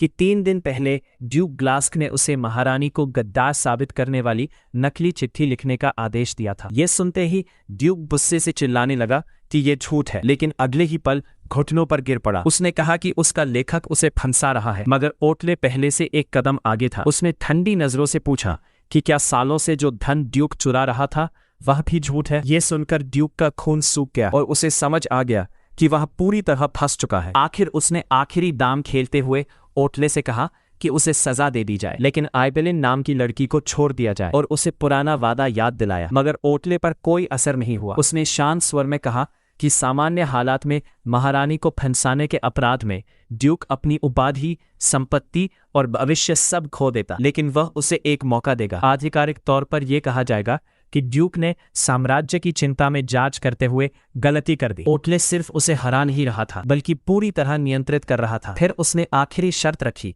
कि माफी के बदले ड्यूक को अपनी जमीन की खान के अधिकार फ्लोरा को देने होंगे। ड्यूक समझ गया कि सम्राट को गुप्त लोहे की खान के बारे में भी पता चल चुका है। ओटले की ठंडी नजरों के सामने हार मानकर उसने तुरंत हामी भर दी। घर लौटने पर उसकी बेटी ने पूछा कि ओटले ने फ्लोरा का साथ क्यों दिया, लेकिन ड्यूक गुस्से से चिल्ला उठा और उसे चुप रहने को कहा। उसने बताया कि वह लगभग बर्बाद हो चुका है और चेतावनी दी कि वह फिर कभी महारानी का नाम न ले। लेकिन उसकी बेटी के अंदर नफरत और बढ़ गई और उसने तय कर लिया कि अब फ्लोरा से खुद निपटना होगा। दूसरी तरफ स्थापना दिवस के समारोह वाले दिन आज़ाद हुई, फ्लोरा अपने स्नान में आराम कर रही थी। उसकी मेड्स उसके चेहरे की चमक को लेकर परेशान थी और तरह तरह के तेल और गुलाब की पंखुड़ियों से उसे नहला रही थी। लेकिन तीसरी बार नहलाने के बाद अचानक एक मेड घबराकर चिल्ला उठी। जैसे ही मेड स्पेशल क्रीम लेने बाहर गई, फ्लोरा आराम से बाथ में बैठकर सोचने लगी कि इस समय ओडले क्या कर रहा होगा। तभी अचानक दरवाजे से उसकी आवाज आती है। फ्लोरा चौंक जाती है क्योंकि ओडले पहले से एनिवर्सरी पार्टी के लिए तैयार खड़ा था। वह कैजुअली बताता है कि दरवाजा खुला था, इसलिए उसे लगा फ्लोरा तैयार हो चुकी होगी। ये सुनते ही फ्लोरा शर्म से पानी में और नीचे छिप जाती है। उसका चेहरा पूरी तरह लाल हो चुका था। ओटले तुरंत दूसरी तरफ देखने लगता है और उसे जल्दी कपड़े पहनने को कहता है, लेकिन फ्लोरा के सारे कपड़े बाथरूम के बाहर थे। तभी उसकी नजर पास टंगी ओटले की शर्ट पर पड़ती है और वह जल्दी से वही पहन लेती है। भीगी हुई बड़ी शर्ट उसके शरीर को ठीक से छिपा नहीं पाती। फ्लोरा जैसे ही बाहर आती है, ओटले कुछ पल उसे देखकर चुप रह जाता है, फिर हल्की स्मर के साथ कहता है कि उसका नया आउटफिट पहले से भी ज्यादा डेंजरस है। अगले ही पल वह पीछे से फ्लोरा को अपनी बाहों में खींच लेता है। फ्लोरा घबराकर उसका नाम लेती है, लेकिन ओटले उसके कान के पास झुककर धीरे से कहता है कि पार्टी शुरू होने वाली है और उसे बस थोड़ा सा उसकी खुशबू चाहिए। इतना कहकर वह उसकी गर्दन में चेहरा छुपा लेता है। फ्लोरा की सांसें तेज हो जाती है। तभी मेड वापस आती है और दोनों को उस हालत में देखकर दरवाजे पर ही जम जाती है। उसे तुरंत समझ आ जाता है कि एम्परर ने फ्लोरा की गर्दन पर साफ निशान छोड़ दिया है। बाद में वो घबराकर नेकलेस से उस निशान को छुपाती है ताकि पार्टी में कोई नोटिस न करे। जैसे ही फ्लोरा और ओटले साथ में ग्रैंड एंट्री लेते हैं, सभी गेस्ट्स उन्हें देखकर प्रभावित हो जाते हैं। लोग आपस में बातें करने लगते हैं कि दोनों साथ में बिल्कुल परफेक्ट लगते हैं और एम्परर अब फ्लोरा की पहले से भी ज्यादा केयर करता है। लेकिन दूर खड़ी लेडी एवेलिन जलन से उन्हें घूर रही थी। उसके हाथ में एक छोटा वायल था और वह फ्लोरा की खुशी खत्म करने का फैसला कर चुकी थी। डांस शुरू होता है और पूरा बॉलरूम दोनों को साथ देखकर मंत्रमुग्ध हो जाता है। लोग धीरे धीरे विस्पर करते हैं कि एक नजर में ही समझ आता है दोनों के दिल जुड़े हुए हैं। लेकिन एवेलिन की जेलसी और बढ़ जाती है। वो चुपके से डेट्रा फ्लावर सैप नाम का पॉइजन ड्रिंक में मिला देती है, जो भयानक हेलुसिनेशन पैदा करता है। उसका प्लान था कि ओटले अपना होश खोकर खुद फ्लोरा को नुकसान पहुंचाए। इसी बीच कुछ नशे में धुत नोबल्स पेडानिया का मजाक उड़ाने लगते हैं। फ्लोरा का चेहरा उतर जाता है, लेकिन ओटले तुरंत ठंडी आवाज में उन्हें याद दिलाता है कि वही देश उसकी एम्प्रेस का होमलैंड है। पूरा माहौल डर से शांत हो जाता है। फ्लोरा उसकी प्रोटेक्टिवनेस देखकर भावुक हो जाती है। बाद में फ्रेश एयर लेने बालकनी पर जाती है, जहां कुछ नोबल महिलाएं मीठे शब्दों में उसे नीचा दिखाने की कोशिश करती है। वे कहती है कि असली एम्प्रेस तो लेडी आइबेलिन होनी चाहिए थी और ओटले बचपन से उसी से प्यार करता था। फ्लोरा पहले थोड़ा हर्ट होती है, लेकिन फिर समझ जाती है कि वे जानबूझकर उसे जेलस करने की कोशिश कर रही है। वो मुस्कुराकर उनकी बातों को कैजुअली ले लेती है। तभी अचानक एक एड भागता हुआ आता है और चिल्लाकर बताता है कि एम्परर को भयानक एपिसोड आ गया है। हॉल में अफरा तफरी मच जाती है। लोग डर कर भाग रहे थे और बीच में ओटले तलवार लिए खड़ा था। उसकी लाल आंखों में किसी की पहचान नहीं बची थी। एड फ्लोरा को रोकने की कोशिश करता है, लेकिन फ्लोरा बिना डरे उसकी तरफ दौड़ पड़ती है। वो फर्श पर घुटनों के बल उसके सामने रुकती है, जबकि तलवार की नोक उसके बेहद करीब थी। कुछ देर बाद ओटले उसे अपने कमरे में ले जाता है और कसकर अपनी बाहों में भर लेता है। वो उसकी गर्दन के पास चेहरा रखकर उसकी खुशबू में खुद को शांत करने लगता है। फ्लोरा का दिल जोर से धड़कने लगता है, लेकिन उसे डर के बजाय अजीब सी गर्माहट महसूस होती है। उसे लगने लगता है कि शायद उनके बीच का रिश्ता अब सिर्फ इलाज तक सीमित नहीं रहा। उसी पल ओटले अचानक उसे गहराई से किस करता है। फ्लोरा पूरी तरह सांसें खो बैठती है, लेकिन अगले ही पल ओटले खुद को रोक लेता है। अंदर ही अंदर ओटले मान चुका था कि वो पहले ही फ्लोरा के साथ जरूरत से ज्यादा रफ हो चुका है। अगर वो और आगे बढ़ता तो खुद को किसी बीस्ट से कम नहीं समझ पाता। इसीलिए वो धीरे से फ्लोरा को अपनी बाहों में भर लेता है और उससे वादा करता है कि पूरी रात उसके पास रहेगा, ताकि वो बिना डर के आराम से सो सके। फ्लोरा उसके सीने से लगी हुई चुपचाप हामी भर देती है, लेकिन काफी देर तक उसकी आंखों में नींद नहीं आती। उसके दिमाग में बार बार पार्टी का वही खौफनाक दृश्य घूमता रहता है, जहां ओटले की आंखें पूरी तरह बदल गई थी। आखिर वो अचानक इतना कंट्रोल कैसे खो बैठा? यही सोचते सोचते फ्लोरा चुपचाप उसकी तरफ मुड़ती है। तभी ओटले धीमी आवाज में पूछता है कि क्या उसे अभी भी नींद नहीं आ रही। फ्लोरा हिम्मत जुटाकर उससे सीधे पूछ लेती है कि आखिर आज उसे क्या हुआ था। ये सुनते ही ओटले का चेहरा गंभीर हो जाता है। फिर सीन सेसिल के साथ उसकी बातों पर चला जाता है, जहां इंपीरियल फिजिशियन सच बताता है कि ओटले की वाइन में डेट्राफ्लावर सैप मिलाया गया था, एक ऐसा जहरीला सब्सटेंस जो हलुसिनेशन पैदा करता है और जानबूझकर उसके एपिसोड को ट्रिगर करने के लिए इस्तेमाल किया गया था। लेकिन पार्टी में फैली अफरा तफरी की वजह से कल्प्रिट को ढूंढना लगभग नामुमकिन हो चुका था। ऑटले तुरंत सेसिल को आदेश देता है कि ये बात सीक्रेट ही रहे, क्योंकि जिसने भी ये किया है वो जरूर दोबारा कोशिश करेगा। वापस कमरे में ऑटले फ्लोरा को देखते हुए मन ही मन शुक्रगुजार होता है कि उसकी वजह से वो पूरी तरह कंट्रोल नहीं खो बैठा, लेकिन वो उसे पॉइजन वाली बात नहीं बताना चाहता, क्योंकि इससे फ्लोरा और डर जाएगी। फ्लोरा उसकी झिझक महसूस कर लेती है और धीरे से कहती है कि अगर वो नहीं बताना चाहता तो कोई बात नहीं। कुछ देर चुप रहने के बाद ऑटले आखिर अपना अतीत खोलना शुरू करता है। वो बताता है कि उसकी बीमारी तब शुरू हुई थी जब वो सिर्फ 12 साल का था। फ्लैशबैक में उसका पुराना जीवन दिखाई देता है, जहां वो मिस्ट्रेस से पैदा होने के बावजूद अपने पिता और बड़े भाई के साथ शांति से रह रहा था। लेकिन एम्परर की अचानक बिना किसी विल के मौत होते ही पूरा रॉयल कोर्ट केओस में बदल गया। नोबल्स सिंहासन के लिए लड़ने लगे। ऑटले कभी अपने भाई से लड़ना नहीं चाहता था, लेकिन उसे पता भी नहीं चला कि पीछे से उसके खिलाफ साजिश शुरू हो चुकी है। क्राउन प्रिंस के सपोर्टर्स ने उसे रास्ते से हटाने के लिए डार्क कर्स का सहारा लिया और उसकी ड्रिंक में कर्स्ड सब्सटेंस मिला दिया। यंग ऑटल दर्द से जमीन पर गिर पड़ता है, जबकि एक डरावनी औरत उसके सामने आकर कहती है कि प्रिंस को थ्रोन दिलाने के लिए उसका हटना जरूरी है। कर्स उसके दिमाग में भयानक आवाजें भर देता है जो उसे मौत को ही मुक्ति बताती थी, लेकिन ऑटल हार मानने से इनकार कर देता है। वो अपनी बची हुई ताकत से रिचुअल ऑब्जेक्ट तोड़ देता है, जिससे वो औरत भी गिर पड़ती है। हालांकि कर्स पूरी तरह कंप्लीट नहीं हो पाया, लेकिन उसके बाद के इफेक्ट्स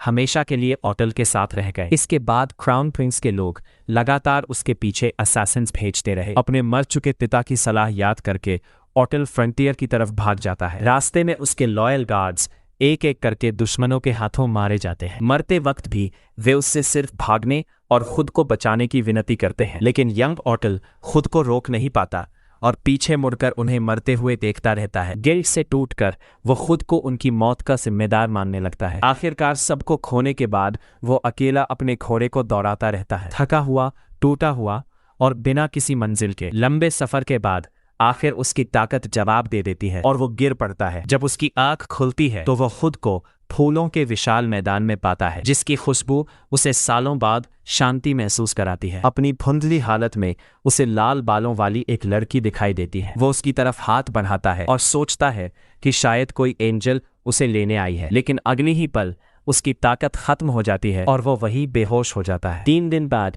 जब वो दोबारा जागता है तो खुद को किसी फूलों के मैदान में नहीं बल्कि जेसियो एस्टेट के आलीशान कमरे में पाता है। उसका शरीर पट्टियों से ढका हुआ था और दिमाग अब भी भारी था। तभी अचानक एक खुश आवाज सुनाई देती है। वो मुड़कर देखता है तो लाल बालों वाली वही लड़की फूलों का गुच्छा पकड़े खड़ी थी। ऑटल की आंखें चौड़ी रह जाती हैं, क्योंकि वो तुरंत पहचान जाता है कि यही वही लड़की थी जिसे उसने बेहोश होने से पहले अपने सामने देखा था। अगर आपको आगे जानना है कि आखिर ऑटल और फ्लोरा की कहानी किस मोड़ पर जाएगी, तो वीडियो को लाइक, कमेंट और सब्सक्राइब जरूर करें, ताकि ऐसी ही अमेजिंग स्टोरीज आप तक सबसे पहले पहुंचती रहे।